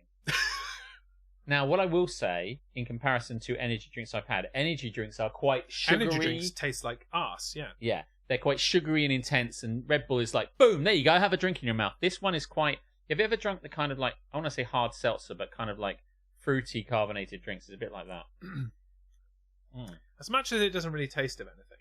You do get that fruitiness, but it is basically carbonated nothing. Yeah. It's slightly bitter aftertaste to it, I'm getting. Yeah, it's a bit tinny. Mm. Yeah, very seltzer. It is like seltzer. Yeah. You're tasting the carbonation more But than... that said, I can't stop drinking it. Well, I want to drink. I am going back for more fairly constantly. What colour is it? I have to say... What colour is the actual liquid? I don't know, shall I get a glass? Yeah, if you wouldn't mind, just so we can see that. Is it the kind of toxic yellowy green colour that the energy drinks normally are? Okay. You're going to pour some of yours in. I just want to see it. Oh, it's clear. Tab clear. Suddenly everyone becomes clear. I was not expecting that. It's kind of brown. Yeah.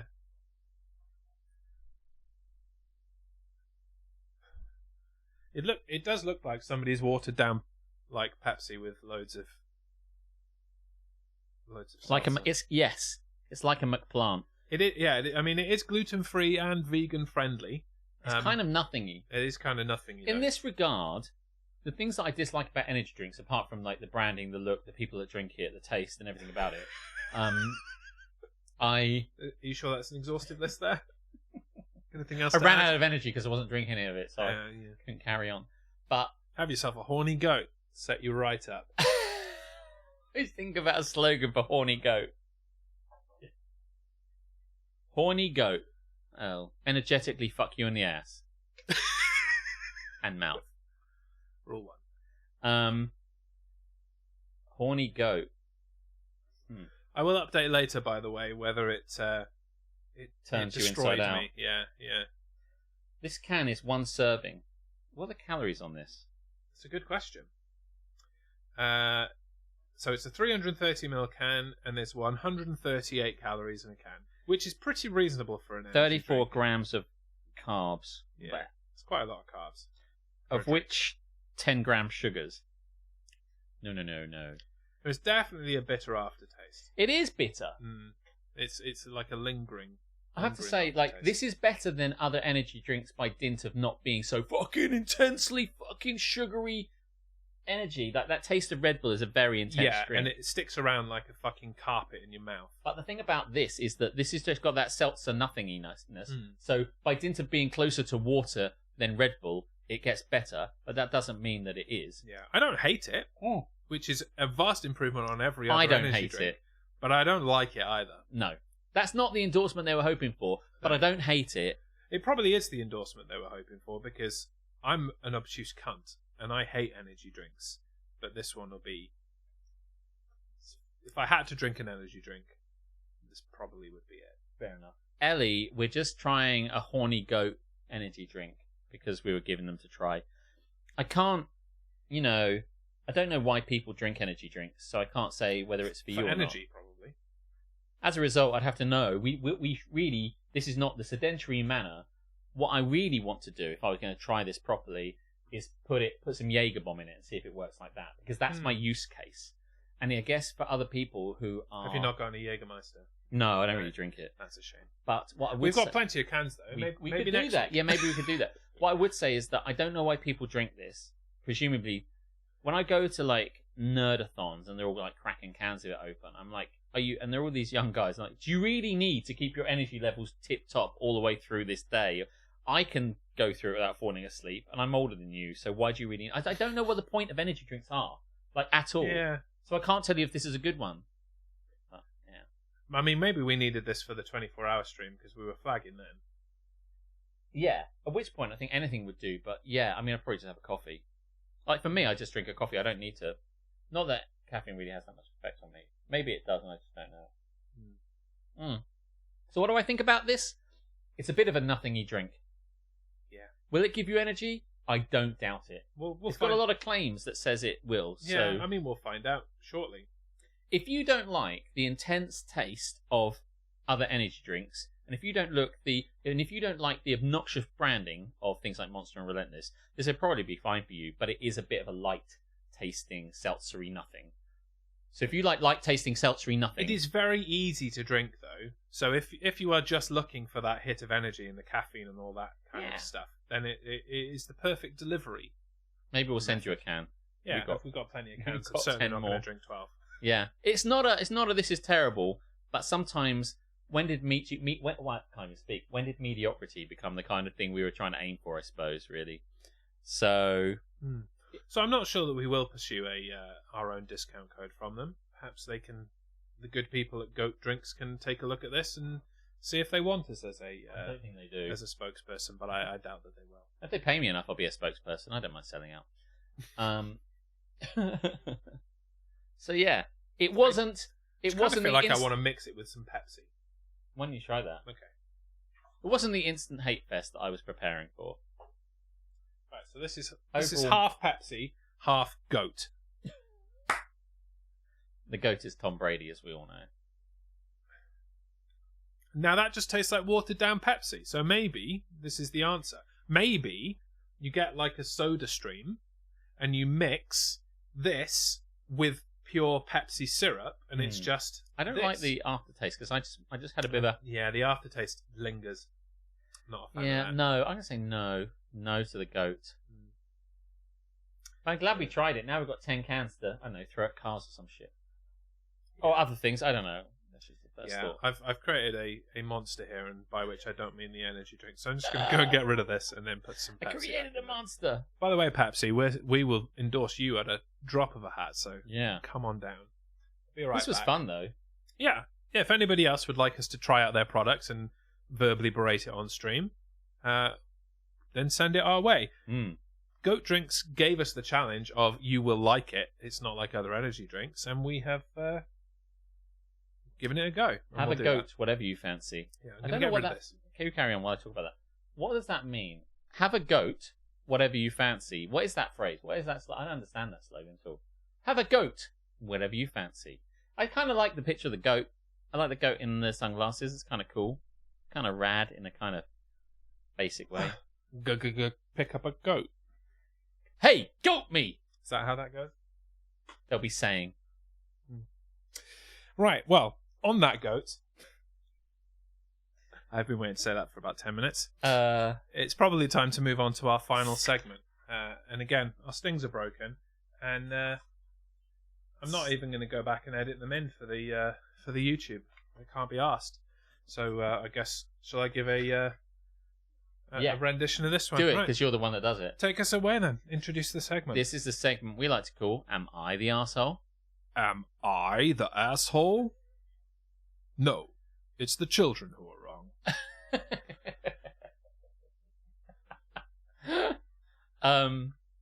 That was good. What a segue. Yeah.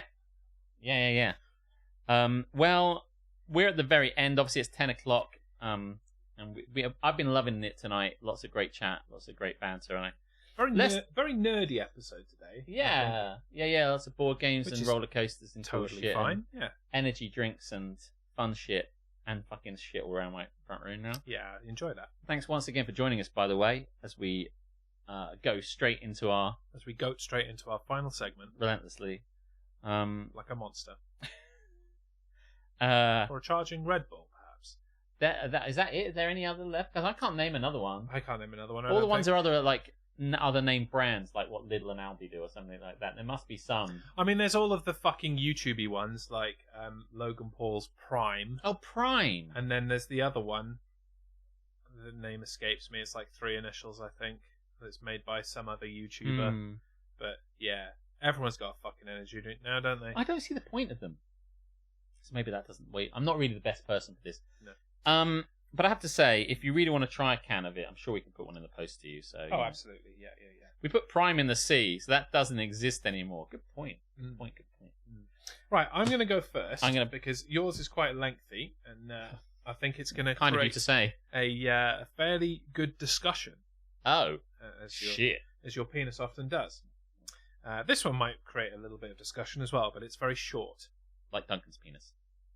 Dunkery-doo. Eyes down, looking for a full arse. Yes. Am I the arsehole? Yes. And that's the end of the segment. The Thanks for coming. Good night. The energy's really got to me. Has it? Jeremy, I'm Are you feeling. buzzing? Yeah. Yeah, I want to fuck a goat. Don't know where that came from. I'm so sorry. God, I didn't mean to. Something about the horny goat does not make you want to fuck goats. That was a joke. Am I the arsehole for saying her buying lingerie doesn't count as a present to me? Am I the arsehole for saying her buying lingerie doesn't count as a present to me? Sounds like it does. I've, 28M, been with my girlfriend, 30F, for a little less than 2 years, living together 3 months. Yesterday was my birthday. While we're not huge Today. on gifts... Well, yesterday. Yeah. Don't start this again. Yesterday was my birthday. While Many happy returns. While we're not huge on gifts, and usually prefer something like buying tickets to a concert or sporting event for birthdays / Christmas, we usually give each other some type of material gift as well. We're living in a material world. And this is a material gift. Yes. Anyway. Why do you write anyway in these things, cunts? Can you stop? Like, get to the point. People have read it. Don't just, like... Anyway. You're not having a conversation with us. You're writing. Could you use a fucking writing style, See, please? this is why people don't want to get to the point in their work emails. Fuck's sake. You and Harmstone, like 2 peas in a pod. Anyway. And they even use so. Anyway. So yesterday. Fuck off! This is how Just I would write. Yesterday! So, Just yesterday! listen, That's the yesterday. start of your sentence. Yesterday, comma. It's a fucking independent clause, you cunt. Oh, fuck off. This is how we never get to the end of these things. Anyway, so yesterday, after going out to eat, we went back to our place and she told me to wait outside until she calls for me to give me my present. Ooh. I do as told. Then, when she calls me, I do as told, and then when she calls me in, she's wearing a new lingerie set. Nice. Personally, I've never understood the point of lingerie, but clearly she was happy, so I just rolled with it. We hooked up and everything. Then, after, I was like, but really, what did you get me for my birthday? And she told me the lingerie was my gift. I found that weird because, 1, it's not something I'll be wearing. I mean, that's your choice, mate. You can if you want. And 2, I've never expressed any interest in her wearing it. I was kind of like, all right, thanks. And she asked me if I was let down by how she looked. I told her I'm not let down by her looks. I just find it a little silly that is counted as a present. Oh, mate. She's still mad at me, and honestly, I don't know if I'm in the wrong here. Am I the arsehole? Yes. That is the most perfectly timed yes I think we've ever had at the end of that question. Oh, God. Robots don't understand the human empathy. What is human emotion? Why you wear new clothes? Beep boop. It's your present. Present does not compute. Something from Amazon, maybe Paperwhite. I can't wear a paper white. Not with that attitude. Perhaps nourishing can of goat drink. Drink, drink, drink. Maybe WD-40 better for robot. Beep boop. Oh my fucking god. I went in there and she was just wearing lingerie. Where's my present? I asked. Unable to divine, as it were. Like, unable to work out that was clearly the present. You knew what it was, mate. Or are you so hopeless? It's like, get out the way, sexy girl. I want to see where you've hidden my Xbox. It's like, oh, mate. When she said that the lingerie was my present, I was like, beep boop, I cannot wear it. It's your clothes and too small for me. I asked her, haha, where is my real present? Doubling the fuck down. Jesus, mate. Get a clue. You're not gonna... I gotta know the update. You're gonna have these shit ripped out of you on Reddit. There's no update for this one. There were comments. Comments! Yeah. You're gonna get killed, mate. She said, oh, do I not look good? Because wearing lingerie and putting yourself out there for someone, sometimes not for everyone, to kind of go for that. And there's always this vulnerability about this. There's a massive vulnerability. Where you're like, I'm going to dress up really sexily. And then they're like, oh, where's my present? Yeah. You look ridiculous. I hope this poor girl hasn't got a complex now, because honestly, you might have fucking destroyed her soul. Right? Honestly, that's awful shit. Like, we get that you prefer a Funko Pop, but also tell her it was fun. Yeah. Pop. He said, then we hooked up. Like, there were separate things. Yeah. She was wearing this stupid stuff. Then we hooked up. Which, by the way, I don't think if you're hate the term hooked up. Yeah, me too. And if you're in a relationship, you're not hooking up. You're not, no. A hookup is a casual thing with a random person. Yeah. It's not something you have you don't, within a relationship you don't hook with up your with your long-term girl, partner that you've now been living with for 3 months. Yeah. Like, yeah. You've been going out with her for, what do you say, for almost 2 years. And yes. You're not hooking up anymore. You fucking idiot. No, she's fucking idiot. Yeah. Like, she dresses up really sexy, which, by the way, is really great. And it's obviously, I say, very vulnerable. She's gone out of her way to say, like, we don't make big presents, but this is better than a present, because it's like a real, thoughtful experience and a fun and sexy times, and it's really great. And like, this guy's like, oh my god, where's my video game? Yeah. Are you standing behind it? Are you standing in front of it? You looking sexy is great and all, but I was really hoping. liked, like, maybe like. Did Die you get me some Hard horny goat on Blu-ray or something? It's a Christmas movie after all. What a prick. So yes, you are the arsehole, because you're just like massively insensitive to what was going on. Yeah. Get a clue. Maybe it's not. I mean, I'm learning from Married at First Sight and Love Is Blind that not all people are created equal, and not everyone is as wonderful as me and you.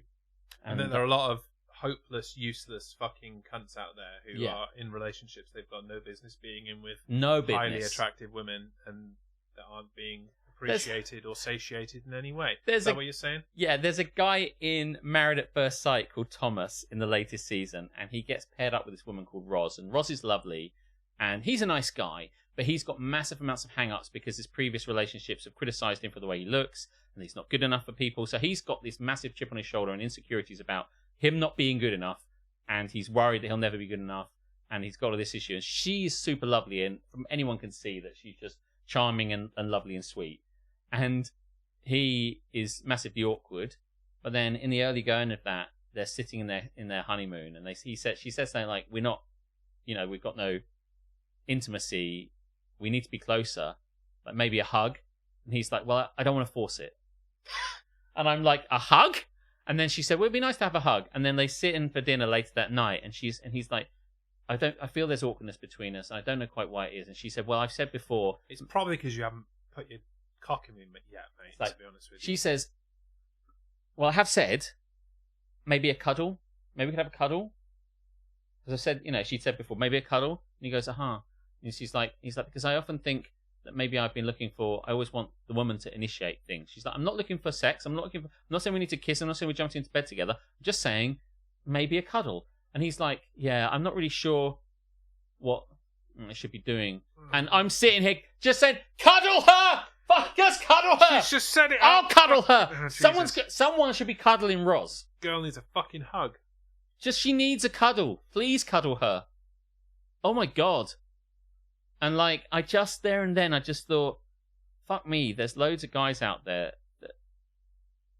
for whom this has not come naturally, and they haven't worked out. Sometimes you're having to read between the lines with your partner, and sometimes they make it really clear. Sometimes they're beating you across the fucking head with it. You know, and it's very important to be clear about these things and stuff like that. But if you keep saying, I'm quite vocal about the things I like, not because I think they'll suddenly manifest themselves as presents, but they might do and stuff like that.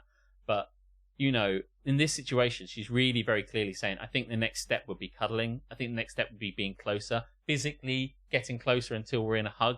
I think a cuddle would be nice. And he's just like, not getting anything. Just, no, I don't know. And I'm like, fuck me. Can we have Alex doing live commentary for this show, please? Honestly, we were watching this thing and there's this guy called George in it.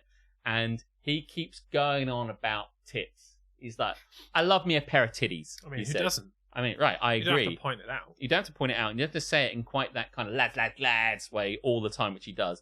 And he basically says, I just love tits. I just love to see tits. I love a lovely pair of fake tits. And he's really kind of awkwardly laddish about the whole thing. And he makes the kind of honka gesture. And let me guess, he's been paired up with somebody who's completely flat-chested. No, he's been paired up with someone who has fake boobs. Right. And he's like, I really love fake boobs. Gotta be fake. He said at one point, I love me dem mommy milkers. I think he said at one point. Oh, that is so fucking cringe. And I might be paraphrasing around the I love me dem, but he definitely said, melons and mommy milkers.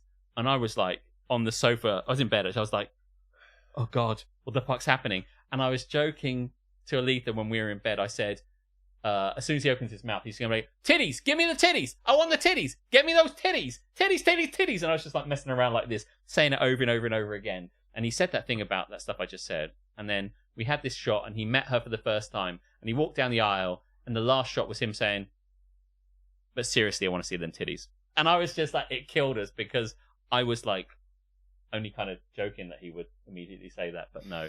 Titties! Tits are like cola. We say we prefer one type over the other, but honestly, we like whatever's on tap and we enjoy it. Yes. I think I am less discerning about tits than I am colas, actually, Dom. I think I've got to be very specific about my cola. Yeah. But I love a variety of different tit. So your analogy doesn't work in this case, but I appreciate what you were trying to say. Dom says, I spent a few years when I started running LARP looking at my fellow organisers and some of the players, I'm sure this is true for other hobbies, just despairing at how bad everyone was at being a partner. Mm-hmm. Yeah, and I feel like I know what I'm talking about, and I feel like I'm reasonably sensitive to how it should be. When I look at other people, I'm like, what the fuck are you playing at? Why did you say that? Why do you think that was the right thing to say? Give it a rest. What are you doing? But like, hey, so I do think there should be commentary where I'm doing commentary for this shit because it would just be the best fucking thing ever. Do it. I mean, it's not like you haven't got all the equipment. Just literally set it up and record yourself. Yeah. He said, "Dem titties." Hello, Tamsinaki. He did say "dem titties," and yes, no. Well, remember, Tamsin watches. He said he hoped his wife wouldn't be part of the itty bitty titty committee. Go fuck yourself, George. I'm not watching this when he said itty bitty titty, a prick. This was at the wedding day. He was sitting with his mates, and his mates were like, head in hand, like, how do we get George not to be a cunt? The thing about this is, I'm surprised at which point in his life no one kind of stopped him and took him to one side and said, mate, you know when you say things like mommy milkers, you sound like an utter bellend. You sound like a fucking idiot. Can you rein this shit in, you utter cunt? Just, mate, because the thing about it is, right, when he does his, and this is getting into that sort of podcast, but when he does his, he meets her at the altar and they all have to do vows, and the vows are kind of dumb because they've got to do personalised vows to someone they have never ever met before. Right. And some of them, they get given a card with the ones they've written on, and sometimes they're like, head down, I'm looking forward to you. This is a great adventure for all of us, and it's going to be great. For all of us, there's only two of us. Fucking hell, how many people are in this relationship? It's going to be great for us, and I'm looking forward to being your one and only. And they keep it. And some people really perform. Do they have to fill in the bit for their partner? It's like, I look forward to always enabling your checks notes, weird fetishes involving belly buttons. Oh. They don't know anything about them. Okay. So sight unseen, they say, nice random platitudes. But when he did his, some of them are better than others. Some of them are just read really badly because they're not public speakers and I better do this over. But some of them, they really perform them to the person. They really feel sincere. And one of the things that George did well was I really felt that what he said was from the heart and like interesting and thought provoking. And he started to do that. He comes from France and he started reeling into this French in this seductive French way, which was interesting and different and textured and fun. And then he said, let's continue this in English. Let me say all this. And he really spoke from the heart. I'm like, that's... And then right at the end, he's like, but also I'm going to be face deep in dem titties. But give me... And then he motorboated her in front of everybody. Get in there in front of everybody. In front of his grandmother. Also, watch her. Hey, Tamzanaki. But yeah, some of them... Like, one of the women got really annoyed that the guy basically, she didn't think they were very personalized, and her friends asked him where she got it from. He got it from, and he said, I Googled it. So he Googled his vows, and she, the bride, got really fucked off. She's like, I thought you could have come up with something more personal. And he was like, yeah. Right, bitch, I've known you for 5 minutes. So this guy is originally from Poland. English is not his first language, always lived here all his life, but I think he was like quite cowed by that. He said, yeah, you know, absolutely right, I shouldn't have done that, blah, blah, blah. But I just said, you're telling me you've never used Google to look up for something, to learn something, or come up with something you are not sure about. Yeah, you're right. It's 2023. I probably should have used AI. Yeah. Yeah, Chat GPT should have done this. I've got to get with the times. You're absolutely right. I should have used that instead. What should I use? Bing? Fuck off. Like, I'd have said, I don't know you. Ask Jeeves. Lycos. And I wanted to get some ideas. I used them as a starting point. That's all it was. And if you think that these things... Listen, how many ways are there to say I love you? Give it a fucking rest. You want to think of personalised this stuff? I never met you before. Yeah. Talk to me in 3 months. You want personalised vows? Maybe coming on fucking Married at First Sight isn't for you twat. Not forgetting, by the way, Laura. It's Laura, her name is. Not forgetting, Laura, that she's like, I got married before. It didn't work because I'm... bring your baggage in. I'm massively high maintenance and no one can handle me. So if this doesn't work... then I don't know what to do. And I'm like, you had one marriage, and you decided that this, the unconventional... the basis for all marriages. Yeah, this experimental bullshit, which does not toe the traditional line, is your yardstick for what's going to work and what doesn't. Well, I got another thing for you, you know, but... And he's not from Chelsea. She's like... She comes on, she's like... And she's drinking, slurping an oyster. She's like... Well, she's with a girl. She's like, oysters, girls? And she drinks these oysters, and I think champagne. She's like, one of these, she's holding a tiny dog, and she's walking around the place, and she's holding a tiny dog. She's like, yeah, I love the finer things in life. I love champagne. Some people think I'm high maintenance, and I'm like, I don't think we needed... I didn't need to be told that, mate. Oh, my God. This show sounds fucking awful. You gotta watch it. Yeah. Channel 4, all 4 on demand, whatever it's called. They keep changing the fucking name. I can't keep up. Yeah, the problem is if I go on all 4, Channel 4, More 4, The 4, whatever it's called, I just get distracted and watch The West Wing, so I'm probably never going to watch it. One of the guys, the dad, who's this proper like, "Oi, knees up, Mother Brown." He's a proper geezer, and his daughter is going to go on this, and she's like, "Mum, Dad, I'm gonna get married to a stranger." And it was funny, really, because they've got cameras everywhere filming their reaction. So, like, does he not go, "Why are all these cameras on, love?" They've obviously been told there's something. Maybe they tell them she's doing something. Your daughter's taking part in a reality show. We're taking part in a reality show, and the cameras are on for that, and go. Because they probably don't know. But she says, "I'm going to just got to tell you, I'm not getting any younger, and I'm a bit worried about..." She's like, "Spit it out, girl." And it's like, because he's ill, so like she's worried he'll die. So like wants to get married really quickly. And she's like, "Look." He wanted to get to the point because he's worried he's going to die there and then. In that sentence. And he kind of goes like, she goes like, "Yeah, look, I'm not getting younger, and I'm going to get married to a stranger." And he goes, "The fucking bollocks, you're not." Like that, which is just such this guy. The fucking bollocks, you're not. And then the wife says, "Language, Jim." And he says, "Yeah, I know, but you know what? I'm not having this." And I'm like, sounds like my window cleaner. Like, honestly, I get really cringed out by some of these guys who are just awful. I get cringed out by British people. Like, we're the fucking worst. I believe the official line is they're doing a dating show, yeah. But anyway, all that to say, Check it out. Come back to us. We'll talk about it. In a long roundabout way, the question at hand is, am I the arsehole for saying her buying lingerie doesn't count as a present to me? Yes, mate. Yes. Arsehole. Apparently the arsehole. Apparently the Australian one, according to my boss, Kirsty, is much more manufactured for drama. Everything is better in Australia, except for the spiders and shit.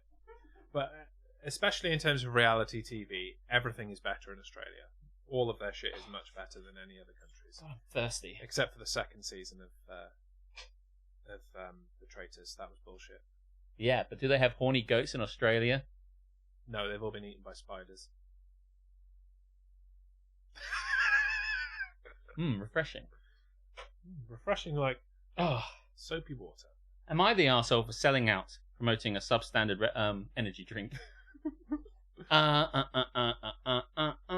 Traitors Australia's been cancelled. That is a shame, because I did like it, but I'm not surprised after the fucking season that they had. To be honest. Oh, really? Oh. We found Traitors, the board game in Waterstones, as I was just saying earlier. So maybe we'll all get together and play it. Maybe we can get together and play Blood on the Clock Tower, because I kind of got a little bit obsessed with the idea of what that might be like. Am I the arsehole? I think you might be, yeah.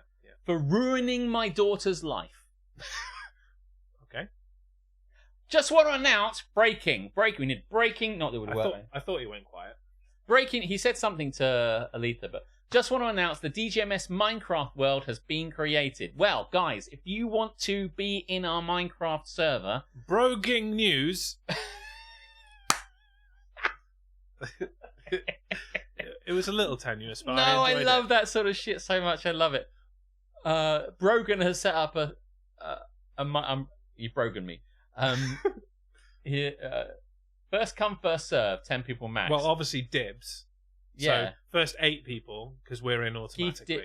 Can you ring fence it, or you know what Harmstone's going to create 8? It'll be MJ Harmstone, M Harmstone, Harmy. Get in there, go for it. Yeah. No cunts. So, am I the arsehole for ruining my daughter's life? The suggestion there in air quotes is that, oh Jesus Christ, is that she has said this, but I guess we're going to find out. Right? I said it was lengthy. You'll remember. Yeah, you made a penis joke. I did. I mean, it was low hanging fruit, much like my testicles. So I, 44M, have a daughter who just turned 17. I own a caravan. All right, don't show off.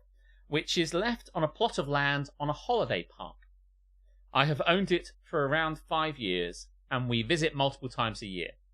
Last year, when she was 15, she didn't want to come down and go to the holiday park with the family, and I trusted her as a 15-year-old to be okay by herself for the weekend. That was your first mistake. Well, she was caught throwing a party at which the TV was smashed, and the surround sound was broken. Mate, the TV isn't working. No matter what the surround sound's doing. Anyway. This is quality sound from my broken television. Take this broken TV. You can really hear whatever the fuck is going on. The Dolby. Margaret, think of the Dolby. Atmos. We had Atmos. It's broken now. Due to someone spilling wine on it. At least they were drinking wine. This 15-year-olds drinking wine. Fuck off. Drinking. Someone spilled wine on it. No, they fucking didn't. They spilled horny goat on it. They could have told us some. Am I right? And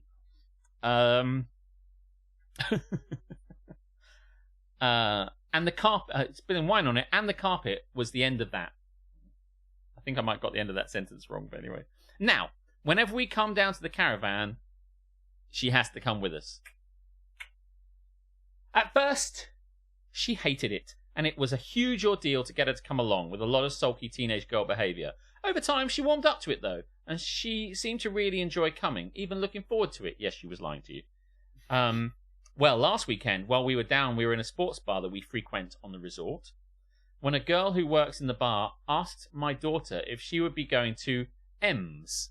That's it. That's his initial house this weekend. Presumably, she said something like Mark's house, and it wasn't just like the head of MI6 in Bond. He wasn't asking her to join the Secret Service or anything.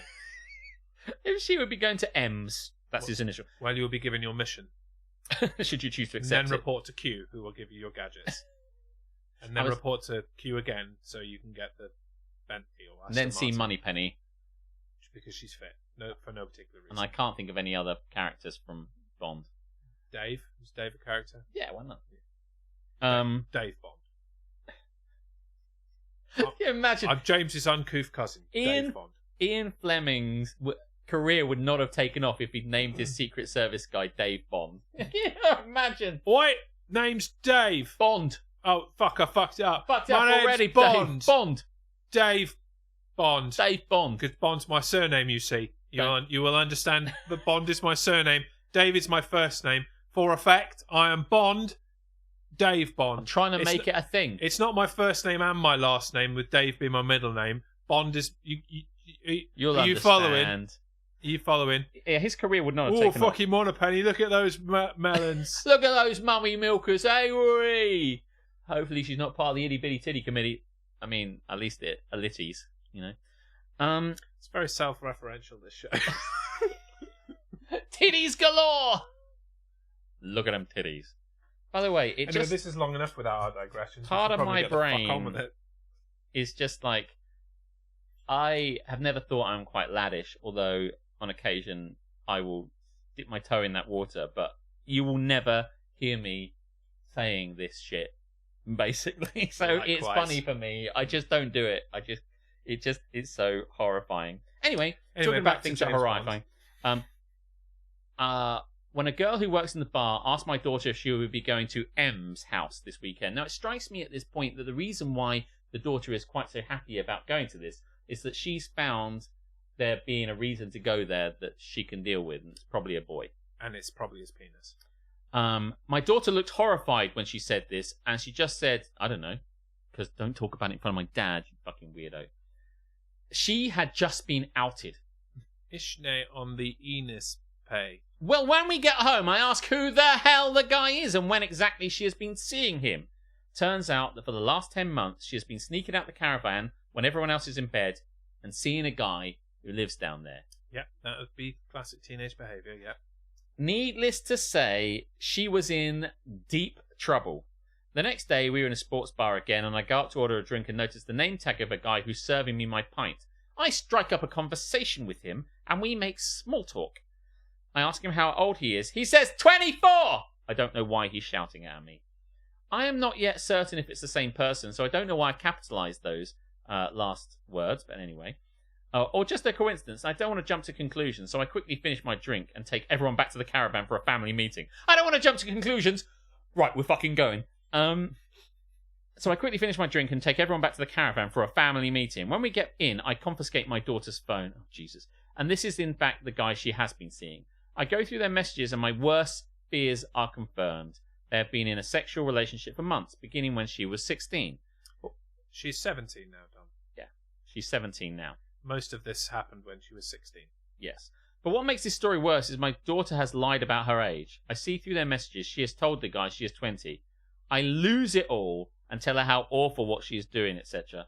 My wife is strangely quiet and I ask why she hasn't said anything. She admits that she knew my daughter had a crush on him and had been encouraging her crush by pointing out the guy checking her out. And she even knew they had been texting. However, the mum knows. My daughter lied to my wife and told her he was 18. My wife, everyone's lying to everyone. My wife claims that they had only spoken about the guy since this summer when my daughter was 17. She also says she had no idea my daughter had been meeting the guy in secret. For this part, I'm currently unsure if I believe. Using her phone, I ring the guy and explain the truth of the situation. To say he was horrified is an understatement. He apologised to me maybe 100 times and has blocked my daughter. My daughter has lost her phone privileges as I pay for it, and if she wants a new one, she'll be getting it herself. I'm also going to sell the caravan. Mate, this guy is really... He's all in on He's pressed the red button. He's just like... Self-destruct life. Buy the caravan. Like this, just on a launch pad constantly. Push button in case of daughter getting fucked. 5. Bong. Anyway, she has so far refused to speak to me, other than to say I ruined her life over and over. I say, what about breakfast at Tiffany's? She says. I say, This starts and ends with her being untrustworthy. She lied to me and my wife by throwing a party. Then she lied about her age. And then she again lied to my wife about the guy's age. And then she again lied to both of us by sneaking out every weekend. I told her I'm ashamed and disgusted by her behaviour, as I didn't intend to raise a liar. Oh my God, is this like a character like the strict dad from a film? And she has pulled in and likely traumatised some innocent young man and could have even ruined his life by her own selfish lies. I don't know how, but my wife thinks I'm being too hard on her. I said, you just said hard on. I think the problem is that he was too hard on her. He being M. Yes. He was hard on her at night, during the day. Whenever she could get away. Yeah. And that she's a teenage girl doing teenage girl things and is worried about this permanently damaging my relationship with her. I think, no way. I'm horrified by her behaviour. This is too much. Am I the asshole? I'm also going to torch the sports bar. He's just going around the place, just like pouring fucking petrol on everything. And he's slow motion walking, like throwing a fucking Zippo behind him. And it all just like explodes. Hands up if you weren't doing the same sort of shit at 16, right? Like, that never comes up in here, but I'm surprised that the dad hasn't. I'll get to the update in a moment. The lying is a massive problem. The consistent lying from the daughter. But there is obviously an aspect of this in which she feels the need to lie at every single turn. And so the parenting has not been sufficient up to this point that there is a level of trust between daughter and parents. Or certainly not between the she has, you know, this. The more you squeeze, the more comes to your grip. You know, kind of like, how will my dad respond to this? Negatively? Better fucking lie. Yeah, she feels the need to lie. You have fostered a situation where that's the case. Like exactly what you just said. So, yeah, and teenagers gonna teenage. It's facts. And you know, I'm not getting into this, but she's 17. Like, and important for context. I checked. This is UK based, and so no laws have been broken. Yeah, there's between the 24-year-old and the 16-year-old. Yeah, it's frowned upon, but people can frown all they want. Yeah, and also the thing about it is that he didn't know. Scotty didn't know. Scotty didn't know. Yeah, he didn't know, so he's working off one basis. The mum's working off another one. But yeah, like, yeah, I was a hoe at that age. I thought that. Because Rat Freak's blue and Harmstone's blue, I thought it was Harmstone that said that. By which he means that people used him to cultivate the ground. Yeah. Just picked him up and just dragged his nose through the dirt. Dom has a very angular head. Okay, that makes sense. That makes sense he was a hoe. Why wouldn't you use him as a hoe if he's got an I angular would. head? Every time I see him, I think I could drag you through the fucking ground. We're going to make you our hoe, Dom. Yeah. Right. Yeah. I'm going to come there and make you our hoe. What's good, laddos? We just learned that Dom's a hoe. And hey, so if you need to plant any vegetables, then his face is your guy. And let me tell you something about horny goat energy drink. I thought the real goat was Tom Brady, but the true goat is a horny one. You're really good at this. Maybe we do need a discount code. you can drink one of these a week, right? Oh yeah, 100%. Yeah. I like it better than water. That's not saying much. I hate water. Let me read the update. Update. What a slogan. See, we can do this. I can market it. I just don't want to drink the shit. Do you ever see that episode of Simpsons where, like, Krusty's eating Krusty Burger? Yeah. Just like, and cut. yeah, he spits it out. He's like, what do they put in these? It's like, and it's just like, and then it goes cut, and I'm like, this is exactly how I feel. I had it in my mouth for the longest time. Like, it's not that bad. Yeah, it's just totally, like seltzer. It's just totally nothing. Yeah, go well with the McPlant. You'd be like, what is the most bland thing in this? Is it the horny goat or is it the McPlant? Why not both? Update. So I have today taken on a lot of feedback and decided to go back and talk to my wife. During the conversation, my wife admitted there was times she knew my daughter was going out and meeting him and that she made her download Life 360 to do so. Is that I think that might be an app that says where you are. Yeah, like You get your kids to have an app that like a trackery thing. So it's like, listen, you can go and see this guy, but I want to know where you are. But when he rapes and kills you, I want to be able to find your body based on your geolocation. Like, I have to say, that's quite a reasonable thing to say. It's like, listen, all I want to do is go to his place and kiss him and shit, and, well, have sex with him. But and her mum has probably said, listen, prepare yourself, do this shit. And she's like, Mum, it's so fucking embarrassing. But, like, has tried to find a middle ground, right? The mum is trying to find a middle ground between, I know you're going to be a teenager, but knowing that means I want to prepare you, and I want to know where you are. So I get that. Anyway, so she had made her download Life 360. I think 360 feedback, which is something you do in offices where you email about 10 of your colleagues and they give feedback about your progress. And, like, why is the daughter getting 360 feedback from everyone in the family? It's like, I've got a comment here saying you lied to me again and again and again. I know this is anonymous feedback, but I think this is from Dad. It's like, who said I'm smelly and I hate girls? Is this from my brother? Like, anyway, that's a 360 feedback joke. I hope you enjoyed it. So, Aletha will like it. She claims that she picked up on it towards the end of this summer after catching my daughter trying to leave the caravan in the dead of night. I told her, no wonder where our daughter gets her habit of lying from. Oh, mate! Oh, hey! Come on! Not content with the daughter being pissed off at him and not talking to him, he's like, I'm going to alienate everyone in my family. Let's double the fuck down. Let's get the fuck on with this. I love this. It's like, well, now I know where she got the lying from, you liar. Because of this revelation, I've decided I will be giving my daughter back her phone and taking away my wife's phone. It was not fair to punish her for something she was actually given permission to do. Me and my wife and I had a big fallout, as I said that if she is going to go behind my back and make decisions unilaterally, she at least owes it to my daughter and myself to do the due diligence to make sure that everything is above board and safe. My wife has been very apologetic, but despite her pleading me not to go, I have gone to stay in a hotel for a few days, as I cannot even look at her right now.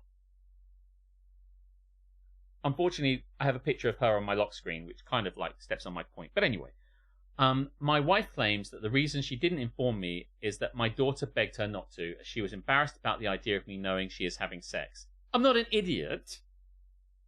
Signs say no. I assume my daughter had probably had sex, or at least experimented. Hell, I was the one who suggested to my wife we took in BC for her at 16. We look into BC. I think we look into. I thought we look into before Christ. We look into before Christ, back in the day. We dispense with all of these cunts in the local neighbourhood, and we go straight to British Columbia to find her a boy.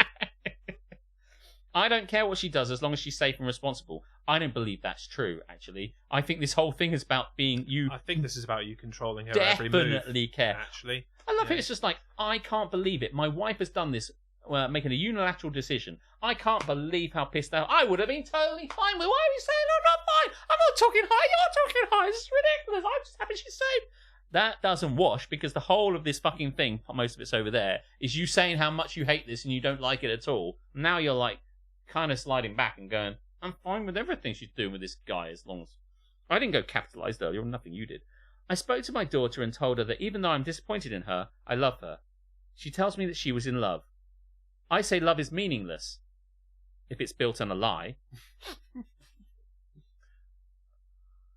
Which is why I'm leaving for a few days. That makes sense. Because it's fucking worse. She seems to understand this, at least I hope. We hugged, she cried some, and then I left. I don't know if I will update this again. I don't know if there's much else to say. I don't think you can update things from prison on Reddit when you're done for arson. I'm just going to relax and play some pool, I think. Oh, I just realised I burnt down the sports bar. Oh. I don't have work until Monday, so I'll probably return sometime Sunday. To burn that down too. I feel like this whole thing is going to give me an aneurysm. Oh my god. You know, I'm beginning to meet loads of people in my life who are really are very stressed and unchill. And this guy just seems to he just can't handle it. It's just like, he's got to control something. So he's like, I can't believe my daughter is doing this. I would hate that to be the case. Then later he's like, I would have been fine with that. I know what you're talking about. And then it's like, with the wife, he's just like, this is ridiculous. You made a decision. I can't understand it. It's like this guy lives permanently on Overreaction Monday. Yeah. It's like she said, the wife said, I knew about it, and I let her do it. It's like, you what? I can't even look at you. Well, the reason I didn't tell you is because she came to me as a mother, and she said she didn't want you to know because... Also, I knew you'd probably react like this. Yeah, because you're a massive dick. So we were trying to circumvent that. You said, I know she's having sex. I don't think you did, because you reacted in the early going of the original part with absolute surprise that this might be happening. You were mortified that her friends had spilt wine on the fucking Dolby Atmos, so I don't think you did know that she was And if you truly sex. thought she was having sex, you wouldn't have let her stay behind, so don't give me that shit. So now you're playing the I knew this in retrospect hindsight shit, which you definitely didn't know, in order for you to win the argument, which is fucking shitty of you, basically. It's like, I knew that, I knew this, I knew that, and I'm still in the right, and I'm still the good guy, and that's bullshit. Like, come on, man, just say... Because what wasn't his original gripe was the fact that she was sneaking out at night to see a guy, regardless of his age and regardless of the lies. Yeah. So, well, he keeps moving the reasons he's pissed off. Yeah. He'll find a reason. But yeah. And if he can't find a reason, he'll make one up. Yeah, so am I the arsehole for ruining my daughter's life? Well, I don't think... Like, does that mean keeping her away from the guy, or does that mean being an arsehole to her? What is the... I think it's that he firebombed the relationship by telling the dude the truth. In which case, well, she kind of ruined her own life. Yeah. Because she built everything on a lie, which was never going to work. Yeah, like, you didn't... I mean, this was always going to come crashing down. So in that regard, I don't really think... I mean, you just accelerated that with fire. But I think really things... Am I the arsehole full stop? Because I think you are, man. Like, you need to be chill about this. You've got to chill out a little bit. And, like, the fact is, now he's like, I'm going to make sure everything's okay with my daughter, but my wife, I can't even look at you. Yeah, you can, man. Chill the fuck out. People make these fucking decisions. I think you need to be very careful that you don't destroy all of your relationships with your daughter, with your wife, with everybody, and just end up sad and alone, shouting into the sky like a sad old loser. Yeah, 16-year-old girl doesn't want to talk about her sex life with her overbearing, stressy dad. Shocker. That's it. It's like, he's like, I know. The fact he's like, I knew she was going to have sex. I knew all this. What you know, mate, is neither fucking here nor there. The point is, your daughter didn't want to tell you and went to your mum and asked her to keep it secret, which she understood was a good idea because you'd react like this. So you going, I'm not stupid, blah, blah, blah, blah, blah, is totally fucking irrelevant. The point is, she didn't feel like coming to you, which should give you alarm bells in the same way earlier as kind of the reason why she lied in the first place. She didn't want to come to you. So, but rather than you going, oh God, wife, you're totally right. And oh God, I realized she just went, I cannot be wrong in this situation. I will not be wrong in this situation. So then he went, I'm leaving. Yeah, because having a tantrum when someone's trying to have a discussion with you suggests that you won't be aware and awake to their discussions. So that means every time you try to have a conversation with him, he's like, I'm leaving. It's just fucking toxic bullshit, and I don't like it. So I think you're just the arsehole. Yeah, I don't think it matters what the question is. You are the arsehole. Yeah. Can I donk you? Yes. Can I donk it? Yes, you can. Donkey doos. Longest DGMS in months. It is the longest. We haven't nearly touched 3 hours for a very long time. But they all used to be like this, Alex. Yeah, they did. They were all 3 hours, and then we remembered that we were aiming for an hour originally, and settled on 2. Yes. But that does bring our show to a conclusion. And thanks to the wonder of technology, we can't actually end the show properly. So literally just going to go stop. Oh, does it not come with all the stuff as stopped? We can't go, fuck Shed Store. Well, I might be able to do something. Let me have a go. Hang on. Let me just go to this page. Well, I saw a bit of BCW in there. Can't wait for a bit of BCW. Maybe that'll work now. We'll find out. I'm just going to change the screen when the time comes and see if it works. So, I mean, thanks, y'all. You have to sing now. Fuck Shed Store!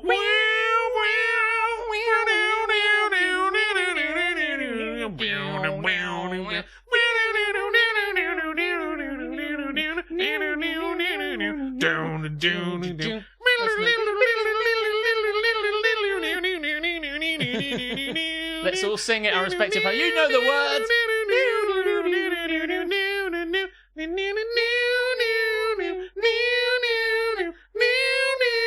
Fuck Shed Store! And we're We're out. Peace.